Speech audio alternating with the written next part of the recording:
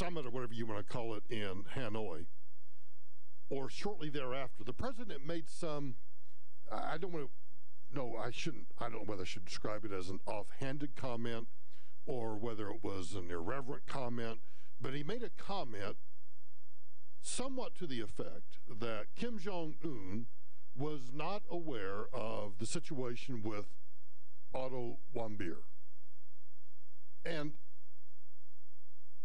the more I heard today as I was doing show prep about that comment, suddenly I start seeing on Twitter and Facebook and other places conflicting stories about what actually had happened to Otto Warmbier. So I started doing some digging because I was really curious about it, because I've always wanted to, well, haven't always wanted to, but the times that I've been in South Korea, I have been tempted to venture into North Korea. At least as I want to also make a trip to Cuba. Excuse me. It's the throat. I want to make a trip to Cuba before Raul Castro dies, and we actually have a free market system that pushes into Cuba and opens it up and forever changes it from what it is. It's like it's frozen in time right now. And so I want to see it while it is frozen in time. And so I have this morbid curiosity also about Pyongyang. I'll give you an example. You have seen, and if you haven't seen, get on the Google or the Bing or something and find it. But there are these satellite images that show, you can see the United States, and you can see all the urban centers with all the light pollution. You can see all of this, and when you can look at a similar satellite image of the Korean Peninsula, and you can almost see exactly where the demarcation line is between North and South Korea, because, well, there's a few lights over where Pyongyang is, and the rest of the country is just in utter darkness. So it is like, in a sense of like Cuba. Cuba has human rights violations. Cuba has, it's not completely isolated from the world because we have opened it up a little bit. And I think we made a mistake not demanding, for example, that the Castro boys stop their horrible abuse of human rights.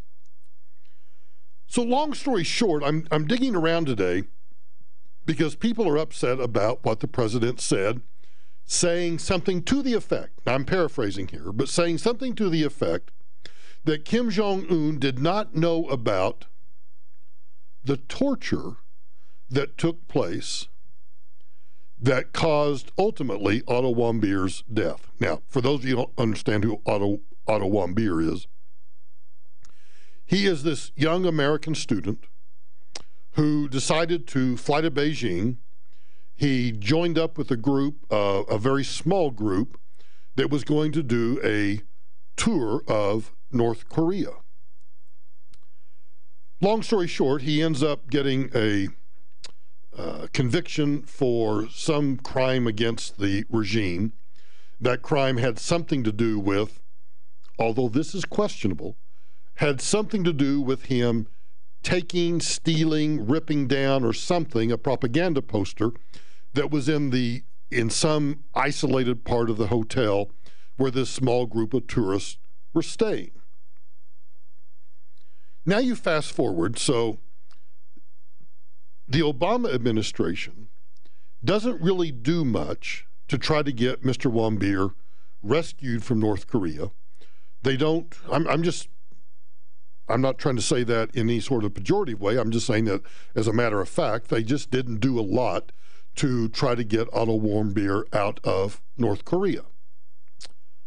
The family is hooked up with then Secretary of State John Kerry. John Kerry gets them hooked up with Bill Richardson, the former UN ambassador, the former governor of New Mexico, who starts working some back channels to see if they can't get Otto Warmbier rescued out of North Korea. So what's the story of all of this? What's the point of all of this kerfuffle that has occurred with what Donald Trump said about Kim Jong-un probably not knowing about what was happening to Otto Warmbier. Fred Warmbier, the young man's father, had described his teeth, his son's teeth, as having been rearranged with pliers. They claimed that he was tortured.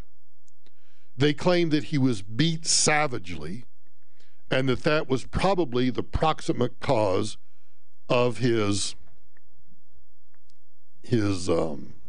vegetative state. There's not much of a better way to put it other than he was in a vegetative state. So there is a great story about all of the machinations that took place behind the scenes as Donald Trump was being inaugurated, of the family trying to get the president's attention, and of the family then working with then Secretary of State Rex Tillerson, caught up in a tsunami in Southeast Asia, of being able to get them out of the country and get them back to the United States, or at least get them back to some sort of Western European country where they can get appropriate medical care. So I'm reading about all of these things today, and I'm reading about how when Senator Rob Portman of Ohio made the arrangements for the family to meet his almost lifeless body. He was still alive, but he was still comatose. And I'm reading about all of the things that are going on, all of the public statements that are made about how the North Korean regime tortured this young man. Teeth rearranged, blunt force trauma to the head, scars on the bottoms of his feet, all of these horrible things that you would think are indications that he was tortured. Apparently, that's not the case. There is a doctor, Dr. Lakshmi Koti Samarko, and I'm sure I'm bastardizing the name, but she is a coroner. She is a licensed medical examiner. She did an autopsy of Otto Warmbier, and she found out that indeed he had no significant scars. She found one scar on one foot that, according to her medical examination report, was not indicative of anything. In her postmortem, there's also a report that there are no signs of physical trauma. She says in her report that both sides of Otto's brain had suffered simultaneously, meaning it had been starved of oxygen. Now, if he had been subjected to blunt force trauma to the brain, resulting in a traumatic brain injury, she found no evidence of any traumatic brain injury. And she also indicates that blows to the head would have likely resulted in asymmetrical rather than universal damage. She found that his skin was actually very supple, very much intact, no scars, no indication of any torture whatsoever. Obviously, this got my curiosity is really piqued at this point, and I'm trying to figure out, okay, so what's the truth here? Because we have been told since he was first taken captive that he was convicted of this crime against the regime. He was sentenced to 15 years in hard labor, and that he was sent to one of the concentration camps.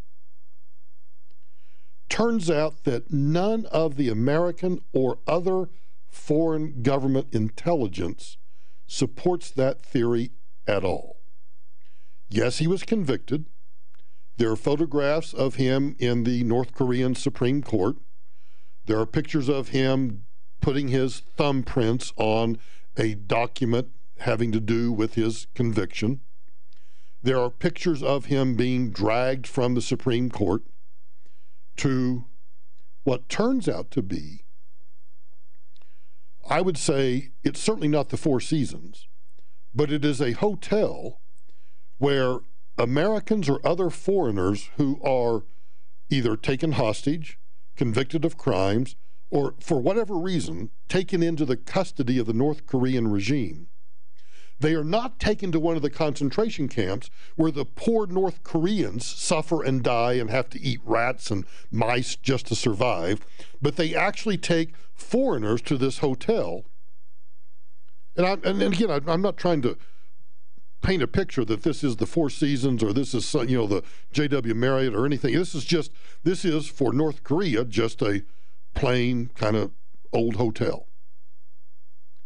But it does have massage, steam room, swimming pool, some access to some of North Korean propaganda television. But it is not a torture chamber. There were no invasive scars found. There were no invasive hairline bone fractures. There was zero evidence of any prior trauma.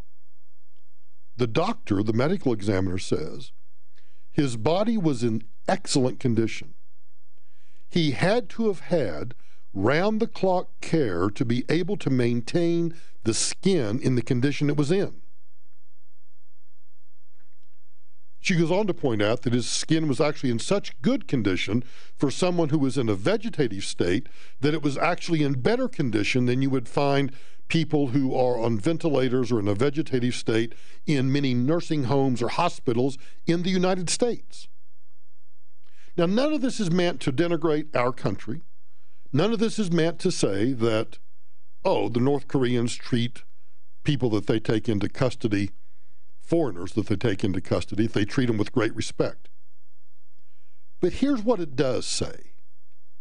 It says, once again, because the New York Times is the premier source of stories about Otto Warmbier having been tortured. And then because the New York Times does a story based upon one anonymous source, the Washington Post picks the story up. And the Washington Post then carries the story about how Otto Warmbier had been tortured. Yet there's no evidence whatsoever.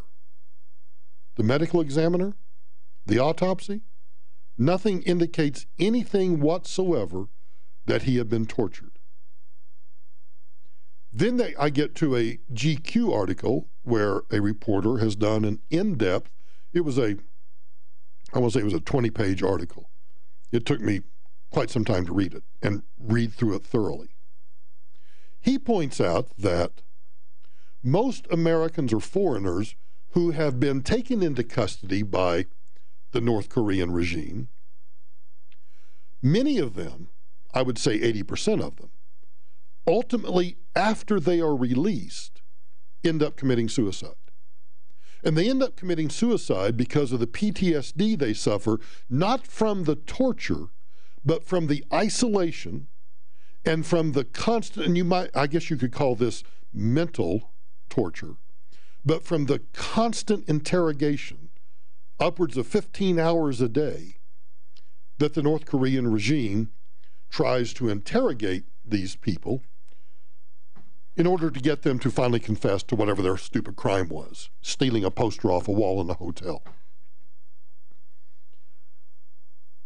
As I read through all of that today, I forget about Trump and forget about what he said about the Warmbiers and how they're close friends and everything else. What I want us to think about is, if you go on right now and you search about Otto Warmbier, everything from the wiki page all the way through the New York Times and the Washington Post and everybody else carries a narrative.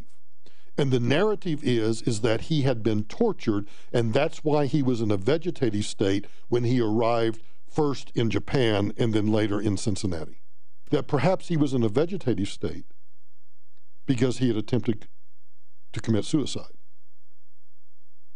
Because he had felt, I mean, if you're told for 15 hours a day for a year or longer that your country doesn't care, your country's not coming for you, your parents don't care, your parents have written you off for dead, that there is no hope of ever getting out of that situation, that you too might try to commit suicide.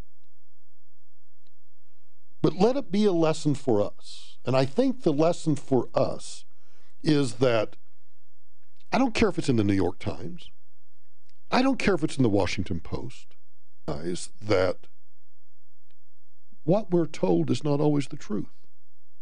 Or that perhaps there's some other side to the story that has never been told. And I think that's the case with Otto Warmbier. I feel horrible for his grieving parents. They have sued North Korea for wrongful death.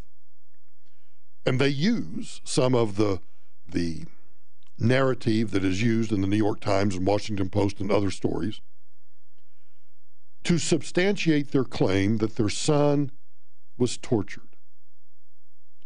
And I can only imagine the heartbreak that your son's been in captivity for several years in North Korea. He finally comes home, and Bill Richardson and Rex Tillerson and the rest of the entourage has to tell you that your son is, in essence, a vegetable. And how that might skewer your perception of what you see. And I hope it makes you question everything. We can grieve for the parents because whether he was tortured or not tortured, they've lost a son. We can debate and argue about whether or not President Trump should have said that he believes that Kim Jong-un did the hands of Americans, or at least one of our allies, so that they would not be held responsible for whatever happened in a period between his conviction and when somebody first saw him in this place where they keep these, was tortured by the North Koreans. But it does make sense that when it comes to a foreigner, whether it's a South Korean, whether it's a Japanese individual, whether it's someone from Western Europe, or it's somebody from the United States of America, that the North Koreans are just smart enough that what they want to do is they want to keep those people, those hostages, in as good a condition as possible because they are bargaining chips. And now I find myself questioning everything I've ever believed about Otto Warmbier, simply because of an offhanded comment that the president made about Kim Jong-un probably not knowing what took place. Me finding that you.com, or just use Google or DuckDuckGo, whatever you're going to do, and just Google the words GQ Otto Warmbier. And I'd encourage you to take the time to read the story. It will really make you question almost everything you read in the media. You're listening to Michael Brown on KOA News Radio, 850 AM, 94.1 FM, and always at the Michael Brown Show page at KOANewsRadio.com. Tomorrow on Colorado's Morning News. The Broncos continue to assess talent at the Combine. We'll go live to Indy. What's next for a controversial child vaccination bill at the State House? And where can you find the best brunch in Denver? All that starting at 5 on KOA News Radio. Right now, save big and transform your home with Champion's Home Makeover Sale. Save 40% on Champion windows. Every Champion custom-made window is backed by their exclusive limited lifetime warranty. If it breaks, they fix it for as long as you own your home. And they're factory direct, so there's no middleman and no markup. Hi, this is Dave Logan, and Champion is the only window company that I personally endorse. And right now, you can save 40% on windows and 35% on sunrooms and siding when you participate in the Champion Yes program. Plus, 12 months, no interest, no payments. But hurry, time is running out. Schedule your free in-home estimate today online at getchampion.com. 40% off new windows, 35% off new siding and new sunrooms. It's the Transform Your Home sale. Book your appointment online at getchampion.com. That's getchampion.com. The Champion limited lifetime warranty applies to Comfort 365 windows as long as the original purchaser owns the home. Subject to qualifying credit approval, minimum purchase required. All discounts apply to our regular prices. Cannot be combined with other advertisers' offers. See store or website for details. Out at your current job? Then maybe it's time to start flipping properties for some quick cash. If you like the sound of that, you're in luck. Over the last 5 years, the NVREA team has been perfecting the art of flipping properties for cash without the added risk of using your own money or credit. Call now and they'll send you a free copy of their DVD, Hidden Treasures in Wholesale Flipping. On this DVD, you'll see their easy wholesale flipping strategy for locating, evaluating, and flipping a property for profit in your area. Plus, learn how you can access highly discounted properties and the right funding partners for that perfect wholesale flip. Call 1-800-614-2196 now to get your free wholesale flipping DVD. Call 800-614-2196 and they'll also throw in free tickets to an information-packed live flipping training class, which includes a free smartwatch just for attending. Call 800-614-2196. That's 800-614-2196 to get your free flipping DVD now. Brought to you by NVREA. You know that one dream where you're on a beach with your wife and she's paragliding with your kindergarten teacher? Woohoo! And your boss is there too, only he's a centaur and he wants to play some beach volleyball. Let's do this. But then you realize you can't dream because you're not sleeping, because you suffer from sleep apnea. The good news is there is hope. Inspire is a sleep apnea solution that doesn't require a mask or a hose. To learn how you can treat sleep apnea without a mask and review important safety information, visit inspiresleep.com. McDonald's chicken isn't just any chicken. It's chicken worth crossing the road for. It's tender, it's juicy, and now it's just $2. That's right. Now you can order 6 pieces of classic chicken McNuggets made with all white meat for just $2. And if you can't believe this amazing deal, add any size soft drink to your order for just $1 more. Yep, your meal just got even better. Thanks to McDonald's $1, $2, $3 menu. Price and participation may vary. A la carte only. Cannot be combined with any other offer or combo meal. Pat Woodard here with Hanson McLean's Scott Hanson. Scott, I've read that couples face 81 different combinations when applying for Social Security. Is that really true? Well, it is, Pat. I mean, it sounds crazy, right? But when I first started roughly 25 years ago, Social Security was pretty straightforward. But today, there's just so many different options that it's when and how you could apply could be worth tens of thousands of dollars in retirement income. So I'm guessing your advisors get a lot of questions about Social Security. Well, it's probably one of the top questions that we get. We've built an entire live workshop series designed to answer the most common questions about Social Security. And these workshops are coming up soon, right? Yeah, we have free Social Security workshops the week of March 12th in the Denver Tech Center, Broomfield, Lakewood, and Highlands Ranch. Now, they're highly educational events that teach people who've been saving for retirement things like how to calculate their benefits, blending 401k income, how to maximize spousal benefits, and more. Where do people sign up? Well, they can register for free at HansonMcLean.com, but be warned, this workshop topic fills up quickly. You heard him, Denver. Sign up today at HansonMcLean.com. KOA News Radio time is 7:30. The National Weather Service has now issued a winter storm watch for Elbert, Weld, Denver, Douglas, Broomfield, and Jefferson counties. 3 to 8 inches of snow are possible along the urban corridors thanks to a winter storm warning through 5 o'clock Sunday afternoon. Meteorologist Frank Cooper with the National Weather Service says the northern mountain snowfall could be as high as 30 inches. By Sunday afternoon, we could see anywhere from 14 to 28 inches of snow. Locally up to 3 feet possible in that time frame. The urban corridor will be under a storm watch from Friday afternoon through late Saturday night, with temperatures dropping just below freezing Friday.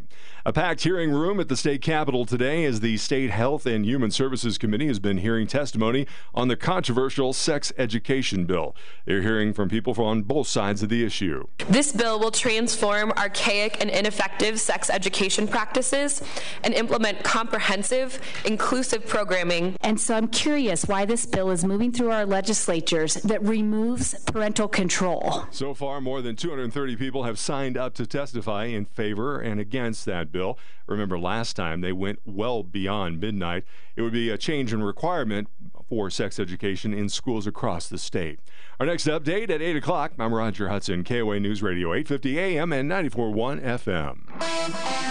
Got some new problems around the metro area. We cleared an accident southbound I-25 after 38. That had some clouds, low of 29. Tomorrow, mild early, chance for rain or snow later, high of 48, currently 42 degrees.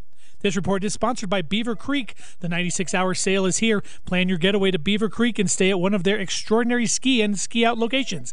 Book now and save up to 45% off lodging. Hurry, the 96-hour sale ends Friday at midnight. Visit beavercreek.com. I'm Darren Copeland on KOA News Radio, Colorado's news, traffic, and weather station.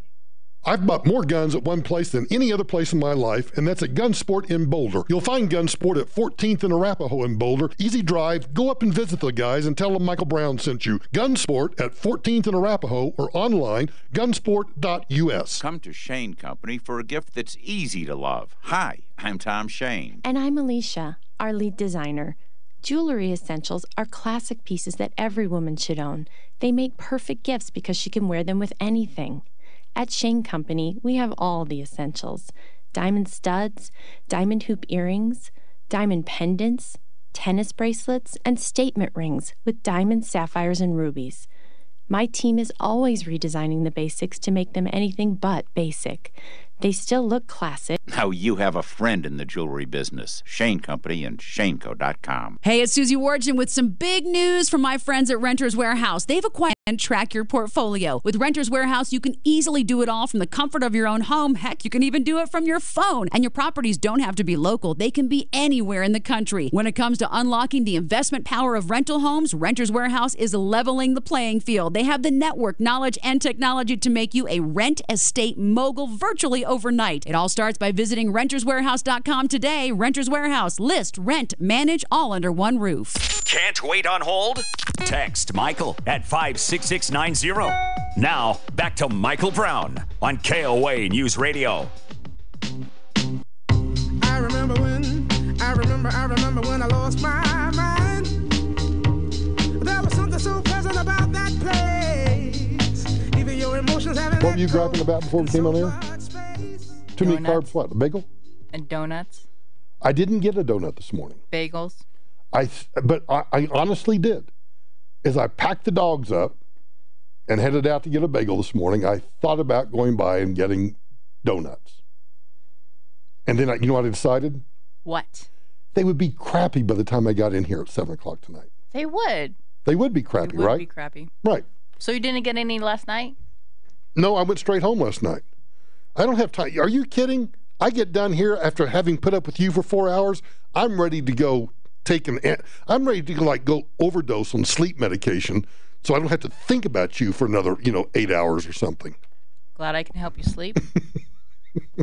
No, actually, you don't. So I have to take sleep meds. It's been almost interest in care. It's why when I hear, just like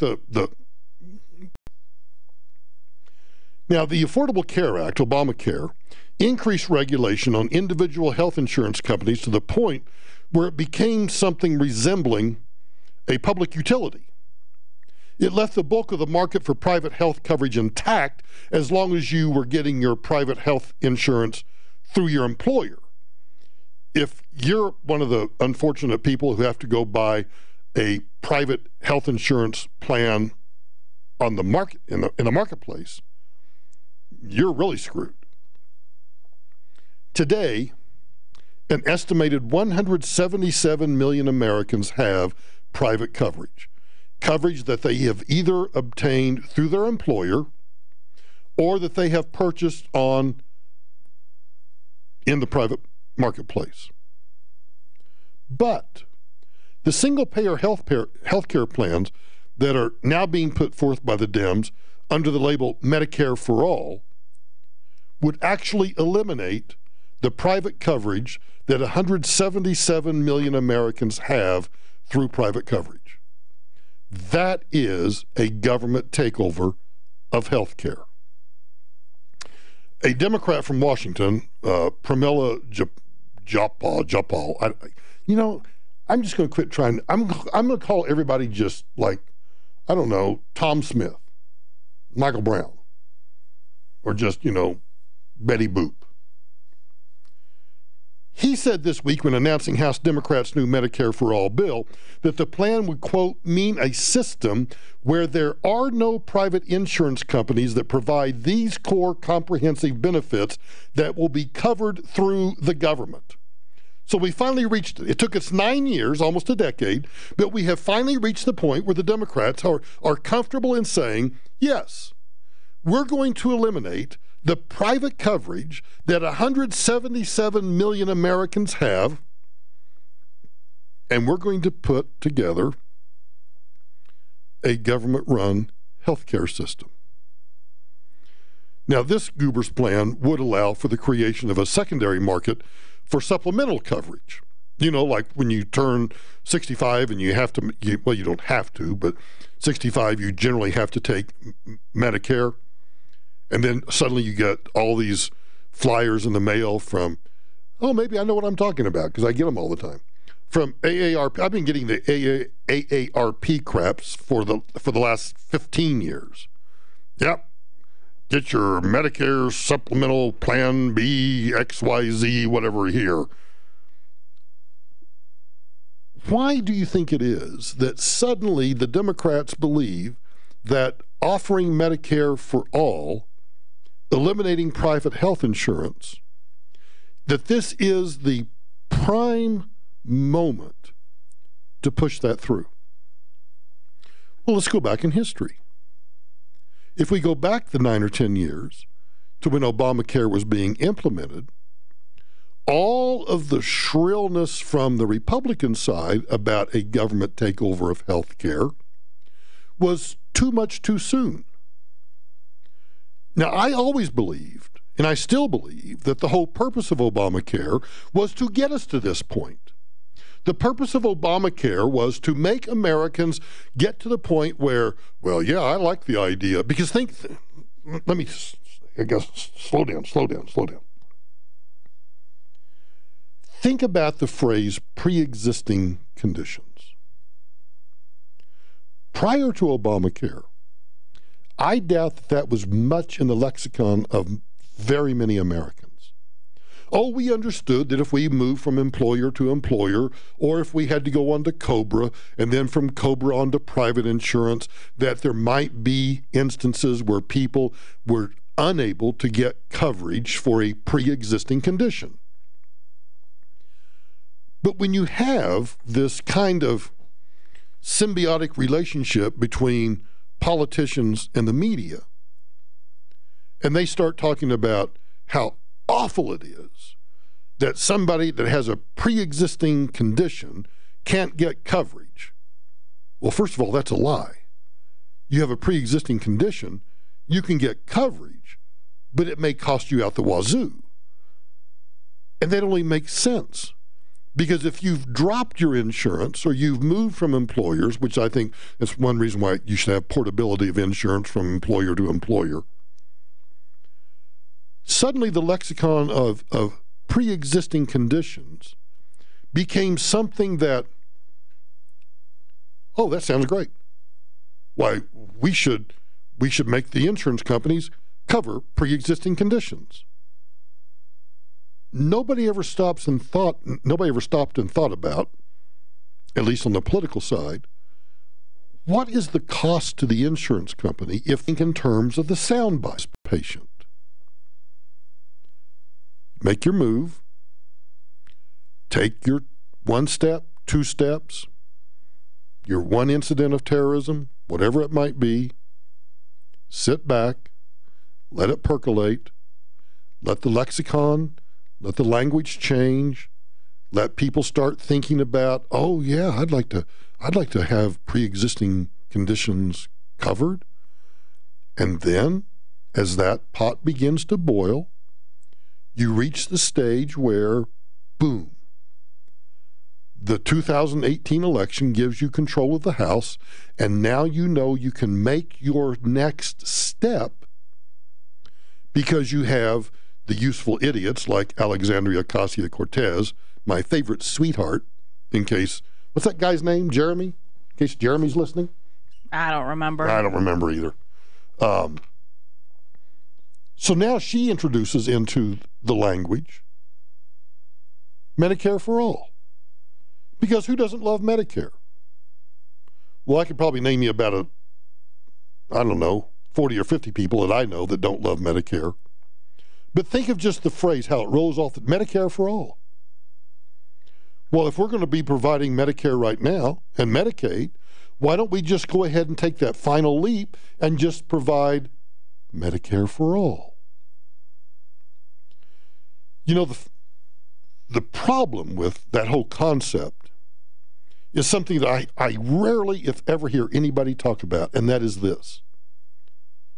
While the federal government would neither own hospitals nor employ doctors directly, it would be in charge of the vast majority of the nation's health care financing. That would include setting a national health budget, essentially a federally imposed cap on total health care spending, and then divvying up those funds by region. The federal government would also determine the budgets for capital improvements at medical facilities. The federal government would set up a fee schedule imposing rates paid to doctors in the private sector. The government would also specify staffing levels for physicians, determine the preferred ratio of nurses to patients at any given facility. That's Medicare for all. Now, it is true that the government already sets Medicare and it sets rates for Medicare in its current form, and those rates exert a significant influence on single-payer health care. Medicare for all. That is a government takeover of health care. So while doctors and hospitals would not technically be state-owned under Medicare for all, it's still socialism. Even though the government would not own, in this instance, the means of production, the federal government would determine how the vast majority of the nation's health care dollars would be spent, making providers even more reliant on federal funds. And the more reliant you are on federal funds, the more susceptible to the influence and incentives of federal payment schemes you're eventually going to be subjected to. Now, anytime you push the balloon of government regulation, there's always those entrepreneurs that will figure out a way to avoid that kind of system. Maybe they will set up where they only take cash payments. But as a consequence, doctors and others in the health industry would become de facto federal employees, with significant staffing and payment decisions being made by the federal government according to formulas set by the Department of Health and Human Services. So Medicare for all, as envisioned by the single-payer proponents like Bernie Sanders, Elizabeth Warren, Alexandria Ocasio-Cortez, and all the other useful idiots, would bring about the explicit nationalization of health care financing and a tacit nationalization of health care delivery. How many times do we say that if you're going to take federal dollars, you're going to be subjected to the purse strings that come along with those federal dollars? Well, the same is going to be true in health care. They may not own the hospitals. They may not actually employ the doctors or the nurses, but because they're going to be the ones determining how much is paid, what, designed to give politicians and federal bureaucrats dramatically increased control over the nation's health care system. And I, for the life of me, do not understand why anybody is for that. So Republicans were mistaken to dub Obamacare a government takeover, but when it comes to single payer, the description applies aptly today. Maybe not 9 or 10 years ago, but what occurred 9 or 10 years ago, if you just remember to study your history, you'll see this arc where we have gone from, oh my gosh, we have problems in the healthcare system. Yeah, we got problems in every system. But Obama and the Democrats crammed through Obamacare. Republicans squeal that that is a government takeover of the healthcare industry. It is not at the time, but it's the proverbial foot in the door that leads to where we are today, where people are getting elected on the statement that we should have Medicare for all, and that we should have a single-payer system, and that somehow that's going to guarantee health care delivery and health care outcomes equally to everybody. That's the very definition of socialism. It may not actually, the government may not actually control the means of production, but the government's certainly going to wield mightily its influence over that means of production. It's a great example of how progressivism is like that pot of boiling water. You throw the frogs in the cold water, you turn the heat on, and before the frogs know it, it's getting a little toasty in here. Yeah, Obamacare, I'm not quite comfortable with that. And the flame gets higher and higher, and now the flame is boiling, and the flame that's boiling now is single-payer system, Medicare for all. That's how progressivism works. And that's how you go from what they claimed 10 years ago was a government takeover of health care to an actual takeover of government health care today.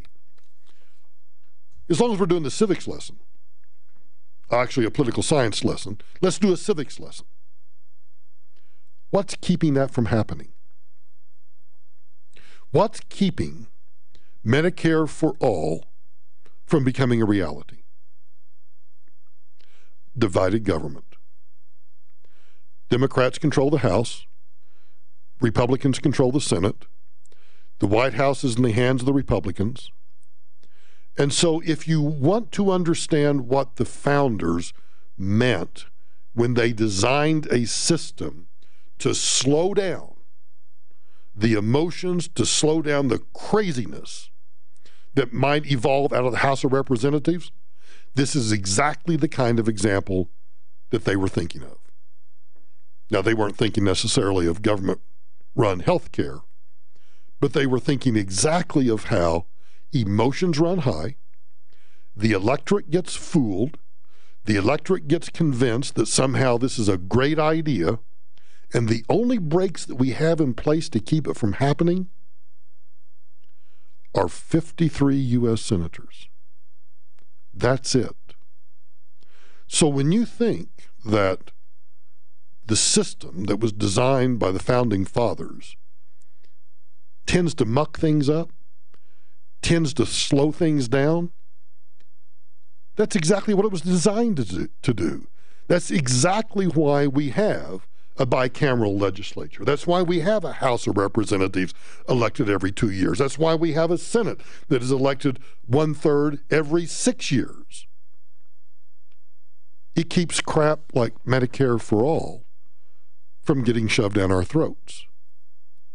And if you don't believe me, go back to when Obamacare was passed. Did we have divided government then? Nope. We had a Democrat in the White House, we had Democrats controlling the House, and Democrats controlling the Senate. And they rammed it through without one single solitary bipartisan vote from a single Republican. Divided government is designed to slow things down. And if you don't want to lose, if you're one of the 177 million Americans that has private health insurance and you don't want to lose that, then you ought to celebrate divided government. You're listening to Michael Brown on KOA News Radio, 850 AM, 94.1 FM, and always on the Michael Brown Show page at KOANewsRadio.com. High above the Mile High City, there's only one airborne traffic reporter. A bunch of highway accidents now slowing down your drive. Time for me to fly. John Morrissey. That's the advantage of having a helicopter. We're up over these things. Mornings and afternoons on KOA News Radio. You've been lied to. Lied to by corrupt Washington politicians and the Wall Street propaganda machine. Hi, I'm Inc. magazine best-selling author Brett Kitchen, and I want to give you a free copy of my brand new book, Wealth Beyond Wall Street, because we all know another market crash could be right around the corner. After losing 35% in my IRA in the crash years ago, I said enough, and since then I discovered a way to grow money potentially double digits, reduce taxes dramatically, and also have my money protected when the next stock market crash hits. When the next market crash hits, you lose nothing. Call Wealth Beyond Wall Street now to get your free copy and Then talk with a specialist to discover this little-known strategy to get potential double-digit growth during good years and never lose when the next stock market crash hits, all while building a tax-advantaged retirement. Call 800-493-1717 to discover this asset that people like Walt Disney and JCPenney use to grow wealthy. Plus, get one of just 97 free books left. We even cover shipping and handling, no credit card required. Call 800-493-1717. 800-493-1717. That's 1-800-493-1717. Homeowners, there's never been a better time to permanently fix your pipe leaks or low water pressure by repiping your home today. Repipe specialists have been repiping homes for over 25 years. With 40,000 home repipes completed, they stand behind their work. They have perfected the most efficient process for customer convenience, repiping an entire home in just 1 to 2 days, patching your walls, and providing a lifetime guarantee. Repipe Specialists only uses high-quality PEX or USA Grade L copper pipes. And for a limited time, get 20% off and 0% interest for an entire year. Repipe Specialists, the no-hassle, value-priced, all-inclusive repipe. Call today for your free in-home estimate tailored for your home at 888-503-1742. That's 888-503-1742. 888-503-1742. Another year, another tax filing deadline. Yes, April 15th will be here before you know it. Isn't it time you finally get those back taxes taken care of once and for all? Hi, I'm consumer advocate Tom Martino recommending Larson Tax Relief, the only tax relief organization I personally endorse. Years since you filed, facing an audit, or fearing a collection? Call now, 844-LARSON-TAX. I know Ron and Jack Larson personally, and I can vouch for them and their team of licensed tax experts. They'll get you the best possible settlement with the IRS, way better than you can do on your own. Help is just a phone call away, 844-LARSON-TAX. The tax deadline is fast approaching. Get relief. Larson Tax Relief. The phone consultation is free. You have nothing to lose except worry and stress. 844-LARSON-TAX. That's 844-LARSON-TAX. LarsonTaxRelief.com. With PatriotSoftware.com. Accounting and payroll. Keep your time and money. Mike Capel here, serial entrepreneur. I started my first business in the basement of a factory over 30 years ago. We had no heat and no air conditioning. Instead of customers, our office visitors were rats, birds, flies, and snakes. Our office flooded often, and we used blankets as our office walls. We were broke and needed help. That's why I created Patriot Software, to help small business owners with simple payroll for 1 to 100 employees. And if you need help, we will help you for free. Go to PatriotSoftware.com. Use promo code RADIO and get 2 months of payroll processing free. That's PatriotSoftware.com. With PatriotSoftware.com. Accounting and payroll. Keep your time and money. KBCO HD3 Boulder. This is an iHeart radio station. KOA News Radio, 850 AM and 94.1 FM. The 50,000-watt blowtorch of the Rocky Mountain West. KOA News Radio time is 8 o'clock. I'm Roger Hudson. Our top story, the National Weather Service issuing a winter storm watch for 5 Colorado counties. Details coming up. But first, traffic and weather together. Here's Darren Copeland. Things are finally getting back to normal. Everything's been cleared off I-25. We had those accidents southbound I-25 just south of I-70. It's wide open across town in either direction. I-70, we had that accident westbound at Pecos. They've also cleared it, so posted speeds between Aurora and Golden. Off freeway, we have that water main break that has westbound MLK between Birch and Dahlia closed. Make sure you use Bruce Randolph as a detour. I'm Darren Copeland on KOA News Radio, Colorado's news, traffic, and weather station. Heavy snow for the northern mountains tonight through Saturday. Snow, cold, returning to the Front Range Friday night through the weekend. Temperatures will be in the 30s for Friday. Details concerning that winter storm watch just ahead. Partly cloudy and 41 degrees at DIA. President Trump is on his way back from Vietnam. He stopped at Elmendorf Air Force Base in Anchorage, Alaska, so Air Force One could refuel. Trump thanking the military personnel while he was there for his unscheduled appearance. To everyone here today who fights for our flag across the globe, thank you for bravely facing down the danger to protect, and we have such danger out there, the lives and liberty of all Americans. President Trump landed back in Washington about an hour and a half ago. President Trump's former lawyer, Michael Cohen, wrapping up his House Intelligence Committee closed-door hearing about an hour and a half ago as well. Chairman Adam Schiff saying that Cohen's testimony cleared up some questions concerning some key issues they had hanging over from yesterday's testimony. Cohen will be back on Capitol Hill for more testimony on March 6th. The National Weather Service has issued a winter storm watch for Albert, Weld, Denver, and Douglas, Broomfield, and Jefferson County. The northern mountains are under a winter storm warning through 5 o'clock Sunday afternoon. 3 to 8 inches of snow will be possible, mainly along the urban corridor, and then the heaviest snow will be in the mountains and then the northern foothills of Larimer and Boulder County. And brace yourself, we could see as much as 30 inches of new snow in the mountains, according to the meteorologist Frank Copper at the National Weather Service. State lawmakers are introducing a bill that would reform Colorado's oil and gas industry. Erin Martinez lost her husband and brother when her house exploded in Firestone in 2017.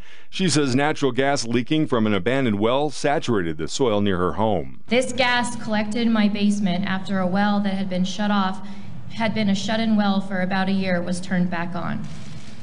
My husband Mark and brother Joey were working in the basement at the time, and they did not survive the explosion. Martinez told her story for the first time this afternoon at a press conference introducing that bill. It would give local jurisdictions more control over oil and gas development. A former Broncos player in some trouble off the field after a car crash earlier this month. Demaryius Thomas was taken into custody Wednesday night. He turned himself into Denver police, and he is currently being held for investigation of vehicular assault, driving without proof of insurance, and reckless driving. That's DPD's Doug Shipman. He says Demaryius Thomas was arrested, and it stems from a car crash on February 16th. Shipman says that Thomas was driving 70 miles per hour in a 30 mile per hour zone. He crashed his vehicle and rolled it into a median on Aurora Parkway near downtown. Thomas and his 2 passengers were taken to the hospital. 1 woman was seriously injured. Expanded tuberculosis testing at Aurora Middle School after a possible exposure to TB last fall. We've not found anyone else sick with tuberculosis, so there's no risk to anyone being at the school or at school events, and there's no risk to the larger community related to this. Dr. Bob Belcup says that Denver Public Health says that the test last week showed that some people were infected with TB but are not sick. Good news there. Those people will be treated and return back to school. Our next update at 8:30. I'm Roger Hudson, KOA News Radio, 850 AM and 94.1 FM. If you're not making $5,000 to $10,000 a month at your current job, then maybe it's time to start flipping properties for some quick cash. If you like the sound of that, you're in luck. Over the last 5 years, the NVREA team has been perfecting the art of flipping properties for cash without the added risk of using your own money or credit. Call now and they'll send you a free copy of their DVD, Hidden Treasures in Wholesale Flipping. On this DVD, you'll see their easy wholesale flipping strategy for locating, evaluating, and flipping a property for profit in your area. Plus, learn how you can access highly discounted properties and the right funding partners for that perfect wholesale flip. Call 1-800-614-2196 now to get your free wholesale flipping DVD. Call 800-614-2196 and they'll also throw in free tickets to an information-packed live flipping training class, which includes a free smartwatch just for attending. Call 800-614-2196. That's 800-614-2196 to get your free flipping DVD now. Brought to you by NVREA. Tonight, Michael Brown joins me here. He's the former FEMA director. Talk show host Michael Brown. Brownie. Now. Brownie, you're doing a heck of a job. It's a heck of a show with Michael Brown. You're on the radio. On KOA News Radio.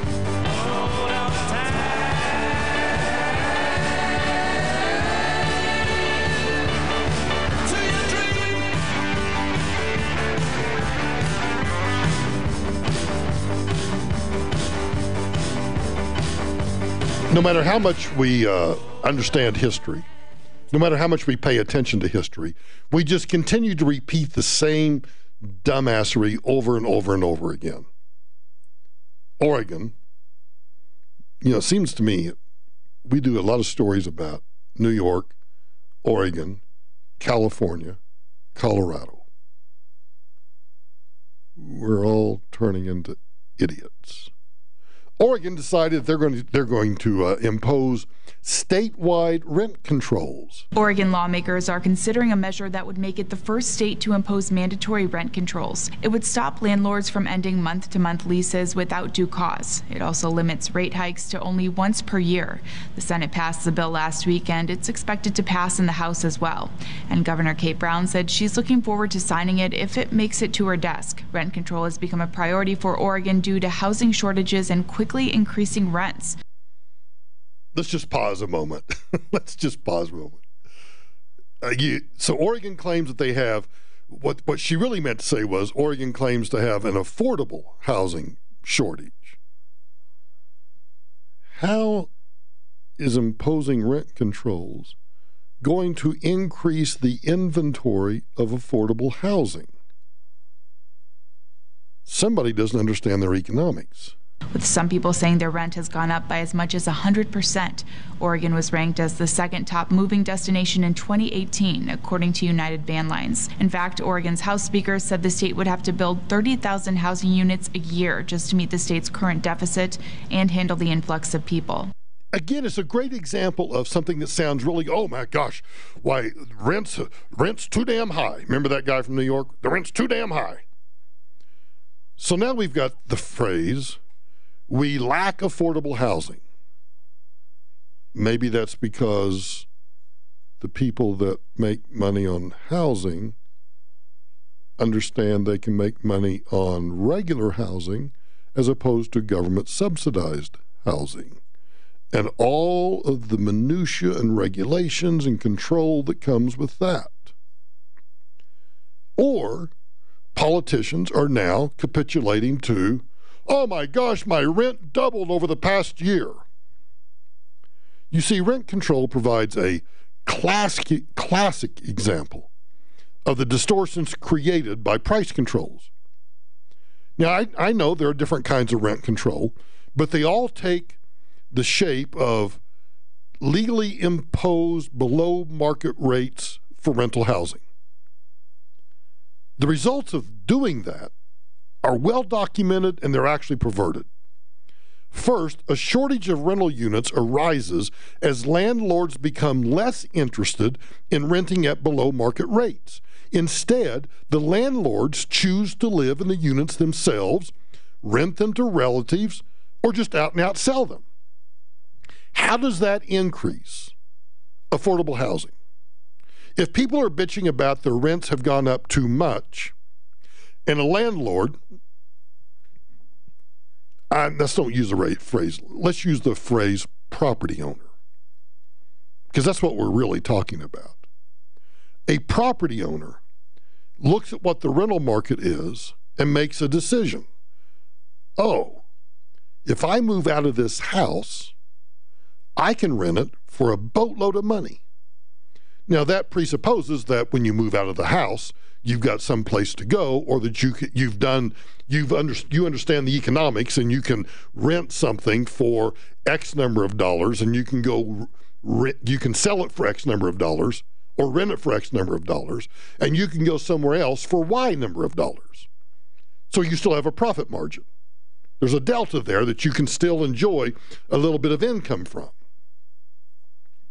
Or they decide, I'm just going to sell the property. Get out from under rent controls.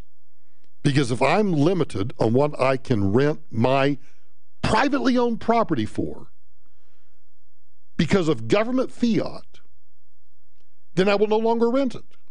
I'll just sell it. So when you do that, that shortage leads to a host of all sorts of related distortions. For example, since there is a queue of people that are willing to rent each apartment, but landlords are not permitted to discriminate based on price, the landlords will then discriminate on whatever characteristic they please. They might ask for under-the-table payments from tenants or require renters to hand over an initial fee in order to sign the lease. And landlords have little incentive to maintain apartments. It's more difficult to recoup the cost of improvements through the government-established price, and at the same time, there is a strong demand for apartments regardless of their condition. Look at the distortion that rent control has caused in New York. And yet, nobody wants to talk about the economics of it. Back in 1990, the federal government passed legislation that set new price levels that state governments would pay for drugs provided for Medicaid.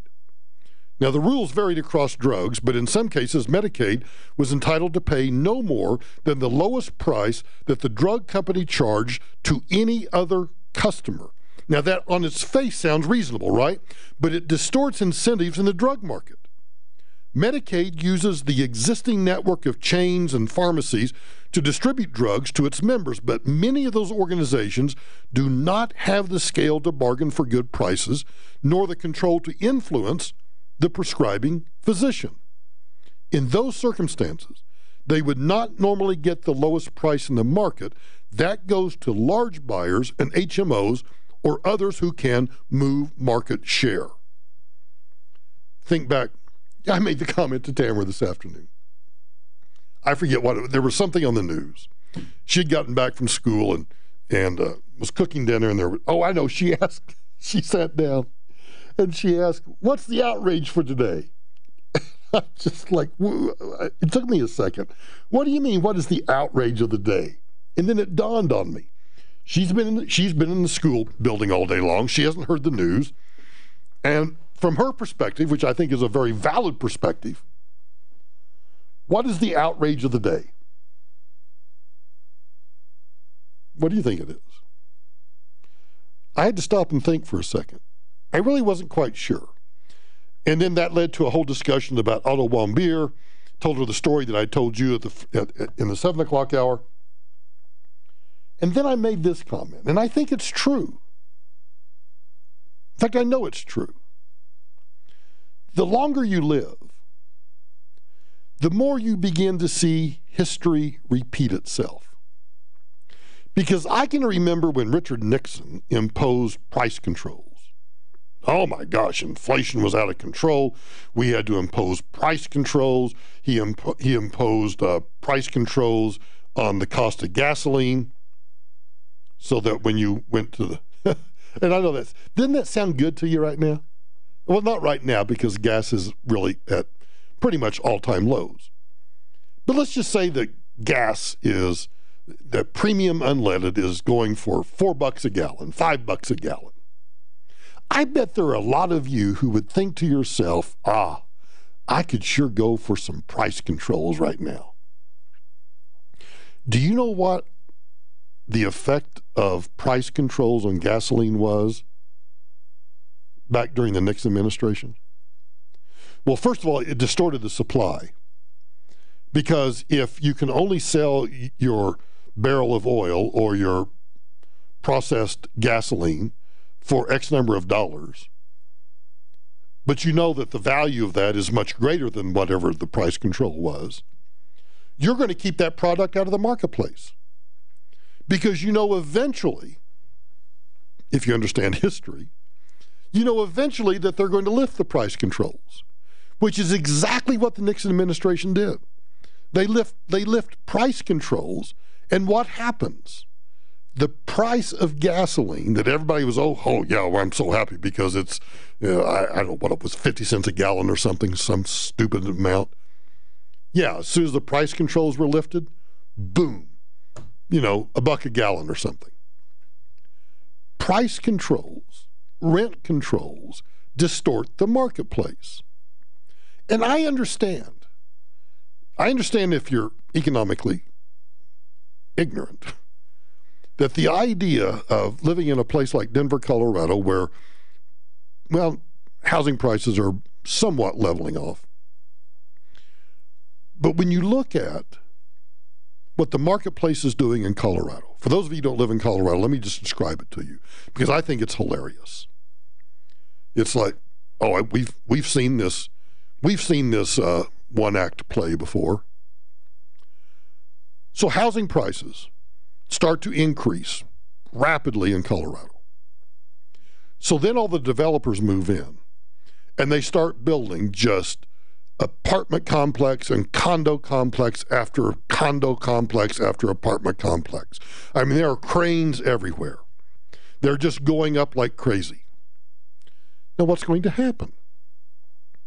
Right now, the prices for an apartment or for a condo are at X. Let's just say $100. So as the builders and developers keep adding to the inventory, what does that eventually do? It lowers the price, because as the inventory increases, just like with gasoline, as that pent-up inventory that was held back floods the market, the price spikes, the price drops. And we're going to see that right here in Colorado. And you're going to see it in Oregon. The idea that somehow statewide rent controls is going to increase inventory or is going to decrease the cost of that inventory just shows how economically illiterate most people are today. I find it fascinating. New York is also on a tirade. They want to stop hairstyle discrimination. Morrisania resident Shayna Walters getting her hair done straight today, but she says some days she likes braids. It helps your hair grow. And legally, she can wear it however she wants. New York City's Commission on Human Rights starting today, spelling it out for employers, banning natural hair or hairstyles are considered racial discrimination. Do you need to hear that again? I've had this in the folder for 2 days. I haven't listened to it for 2 days. It has kind of marinated a little bit. It's even dumber than I thought it was the first time I listened to it. Morrisania resident Shayna Walters getting her hair done straight today, but she says some days she likes braids. It helps your hair grow. And legally, she can wear it however she wants. Do we have to make that statement? That you can wear your hair however you want? Do we really need to spell that out? Apparently so. New York City's Commission on Human Rights starting today, spelling it out for employers, banning natural hair or hairstyles are considered racial discrimination. About time the city is recognizing that they shouldn't discriminate based on the texture, the style of what you like. Your hair is your hair. The Human Rights Commissioner today tweeted out this photo from President Barack Obama letting a boy touch his hair in the Oval Office, saying, quote, hair is a part of you. Hashtag your hair, your right, NYC. Your hair, your right, hashtag NYC. Seriously? I didn't spend a lot of time because I just don't care.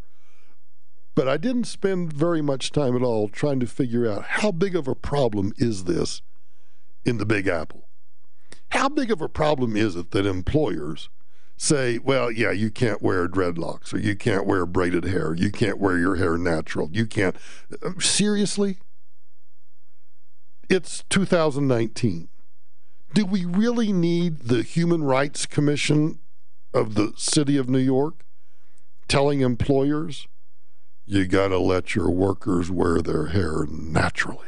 Posing Eurocentric values of what is professional or neat or beautiful or proper, that has no place in New York City. Workplace expert Stephen Viscusi says he's received hundreds of calls about it from all over the country. Told to cut their hair or they lose their job. It's disgraceful. The law will also... It's disgraceful. It's just disgraceful. Be enforced outside of the workplace, like at nightclubs, gyms, and schools. Demoya Gordon used to work at a large law firm and says it wasn't until recently she felt comfortable wearing her hair down. It's harmful, not just emotionally or psychologically, but physically and financially. Now she's working with the city to investigate 7 cases of racial discrimination based on hair, including someone being told their afro was too high. She hopes the rules put an end to discrimination. Well, I mean, if it's too high, if I can't, if you're sitting in the conference room and you can't see over the afro, maybe it is too high. I could use a little more hair back here. So if anybody has any extra hair, just bring it on over. I could use it. Speaking of New York, the New York Times has a story out about the Obama Library. All right, up next, the Obama Presidential Library is actually not going to be a library at all, as the most transparent president in history is going to decide what to put online in a digital archive. The, quote, Working Center for Citizenship. The Working Center for Citizenship. Oh, it just makes me, it's just wonderful. Will not even have a library, but be an Obama museum, privately run with no partnership with the National Archives. Why do you think that that former President Obama does not want to enter into a partnership with the National Archives to house his presidential papers in his presidential library in Chicago? Why do you think that is? I thought he was the most transparent administration in the history of civilization. What are you hiding, Mr. President? What are you hiding? Papers donated by family members, cabinet members, and aides, as well as pre-presidential and personal papers, could end up scattered or even uncollected, the New York Times reports. Kind of disperse the evidence. Kind of like, throwing it out the window. Let's make sure that it's not centrally located where people who might want to, do research, write biographies. I don't know. I honestly don't know how he's getting by with this.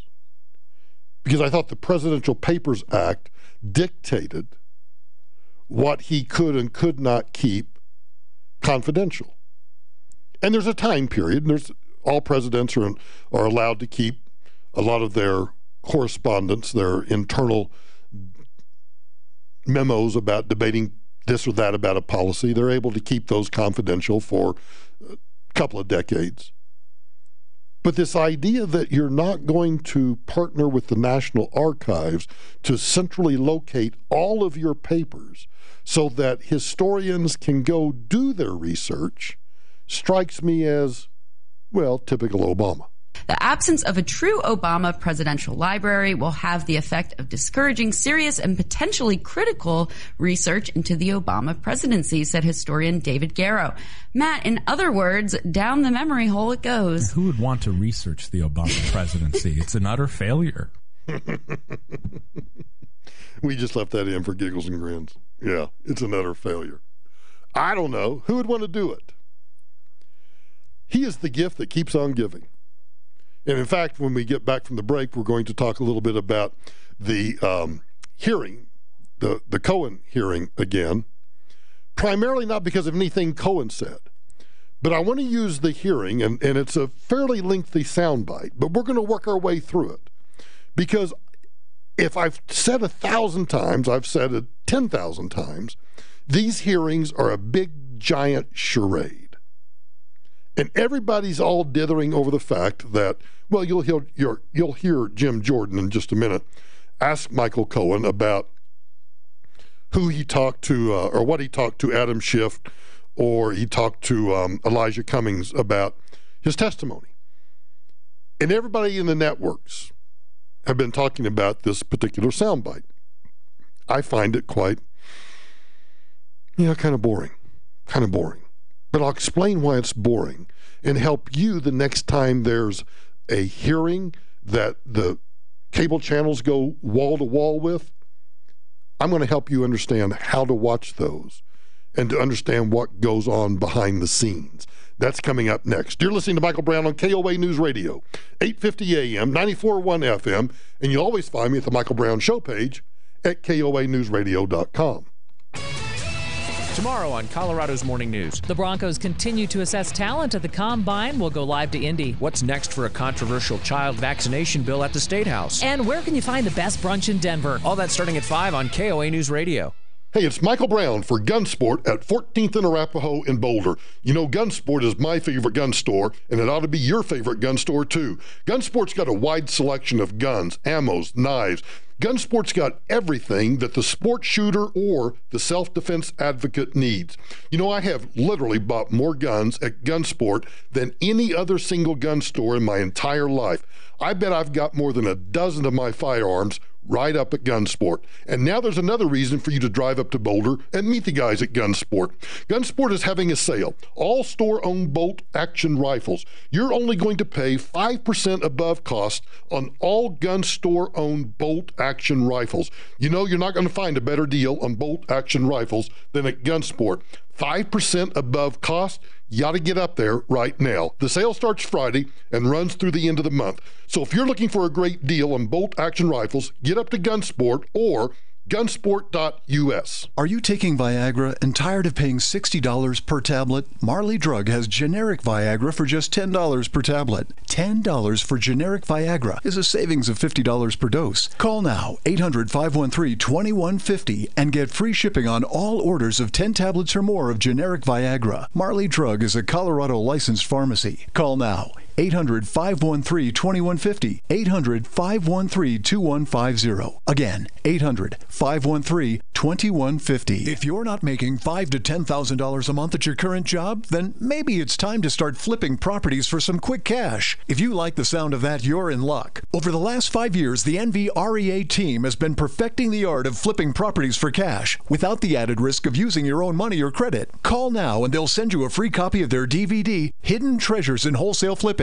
On this DVD, you'll see their easy wholesale flipping strategy for locating, evaluating, and flipping a property for profit in your area. Plus, learn how you can access highly discounted properties and the right funding partners for that perfect wholesale flip. Call 1-800-614-2196 now to get your free wholesale flipping DVD. Call 800-614-2196 and they'll also throw in free tickets to an information-packed live flipping training class, which includes a free smartwatch just for attending. Call 800-614-2196. That's 800-614-2196 to get your free flipping DVD now. Brought to you by NVREA. You've been lied to. Lied to by corrupt Washington politicians and the Wall Street propaganda machine. Hi, I'm Inc. magazine best-selling author Brett Kitchen, and I want to give you a free copy of my brand new book, Wealth Beyond Wall Street, because we all know another market crash could be right around the corner. After losing 35% in my IRA in the crash years ago, I said enough, and since then I discovered a way to grow money potentially double digits, reduce taxes dramatically, and also have my money protected when the next stock market crash hits. When the next market crash hits, you lose nothing. Call Wealth Beyond Wall Street now to get your free copy and talk with a specialist to discover this little-known strategy to get potential double-digit growth during good years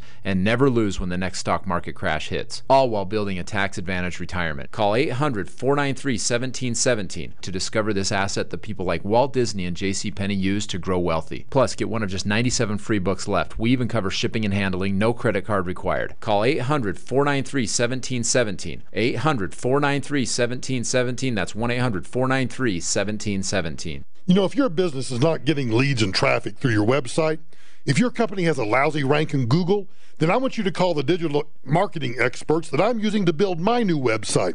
Get Found Fast has been helping businesses develop internet strategies to generate leads for over 12 years. SEO, social media, reputation management, and awesome state-of-the-art websites like they're building for me. Let Get Found Fast do a free analysis of your website and your online presence. It takes less than 10 minutes, and you do it by phone.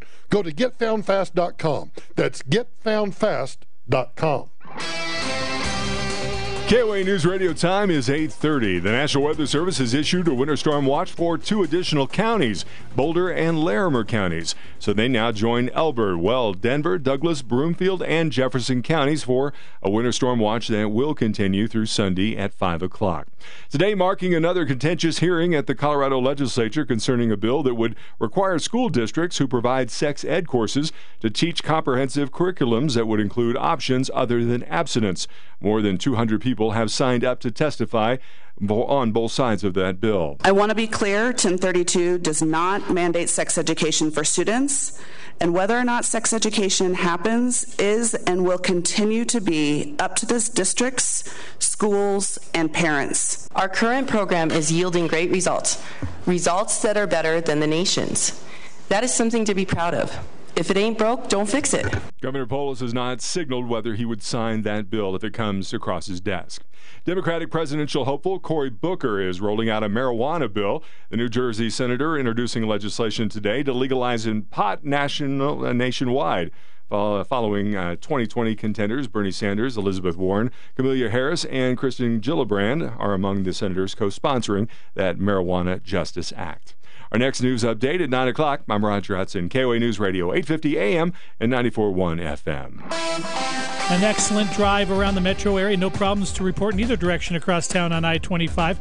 I-70 is a little slow westbound between 270 and Quebec, and some heavy volume eastbound between York and Colorado. C-470, we're seeing some extra volume as well westbound right around Santa Fe. Off freeway, we still have that water main break closure westbound MLK between Birch and Dahlia. CBS 4 weather tonight, seeing some clouds, low of 29. Tomorrow will be mild early, a chance for rain or snow later, high of 48. Currently 40 degrees. I'm Darren Copeland on KOA News Radio, Colorado's news, traffic, and weather station.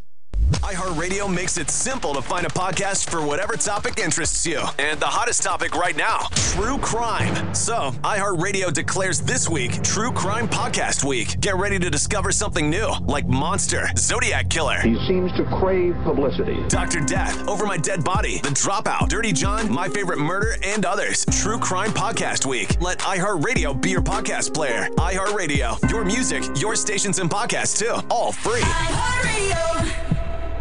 Another year, another tax filing deadline. Yes, April 15th will be here before you know it. Isn't it time you finally get those back taxes taken care of once and for all? Hi, I'm consumer advocate Tom Martino recommending Larson Tax Relief, the only tax relief organization I personally endorse. Years since you filed, facing an audit, or fearing a collection? Call now, 844-LARSON-TAX. I know Ron and Jack Larson personally, and I can vouch for them and their team of licensed tax experts. They'll get you the best possible settlement with the IRS, way better than you can do on your own. Help is just a phone call away. 844-LARSON-TAX. The tax deadline is fast approaching. Get relief. Larson Tax Relief. The phone consultation is free. You have nothing to lose except worry and stress. 844-LARSON-TAX. That's 844-LARSON-TAX. LarsonTaxRelief.com.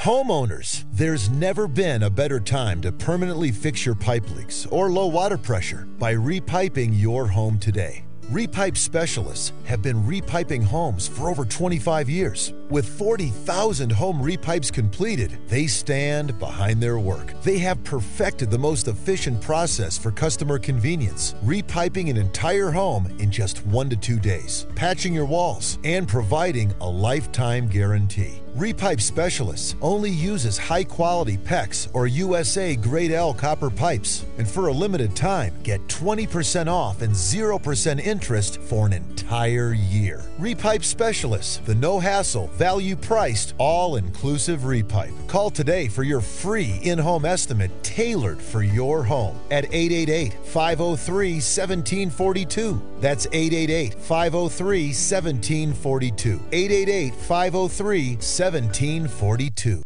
Connect with Michael Brown. Find him on social media through KOANewsRadio.com.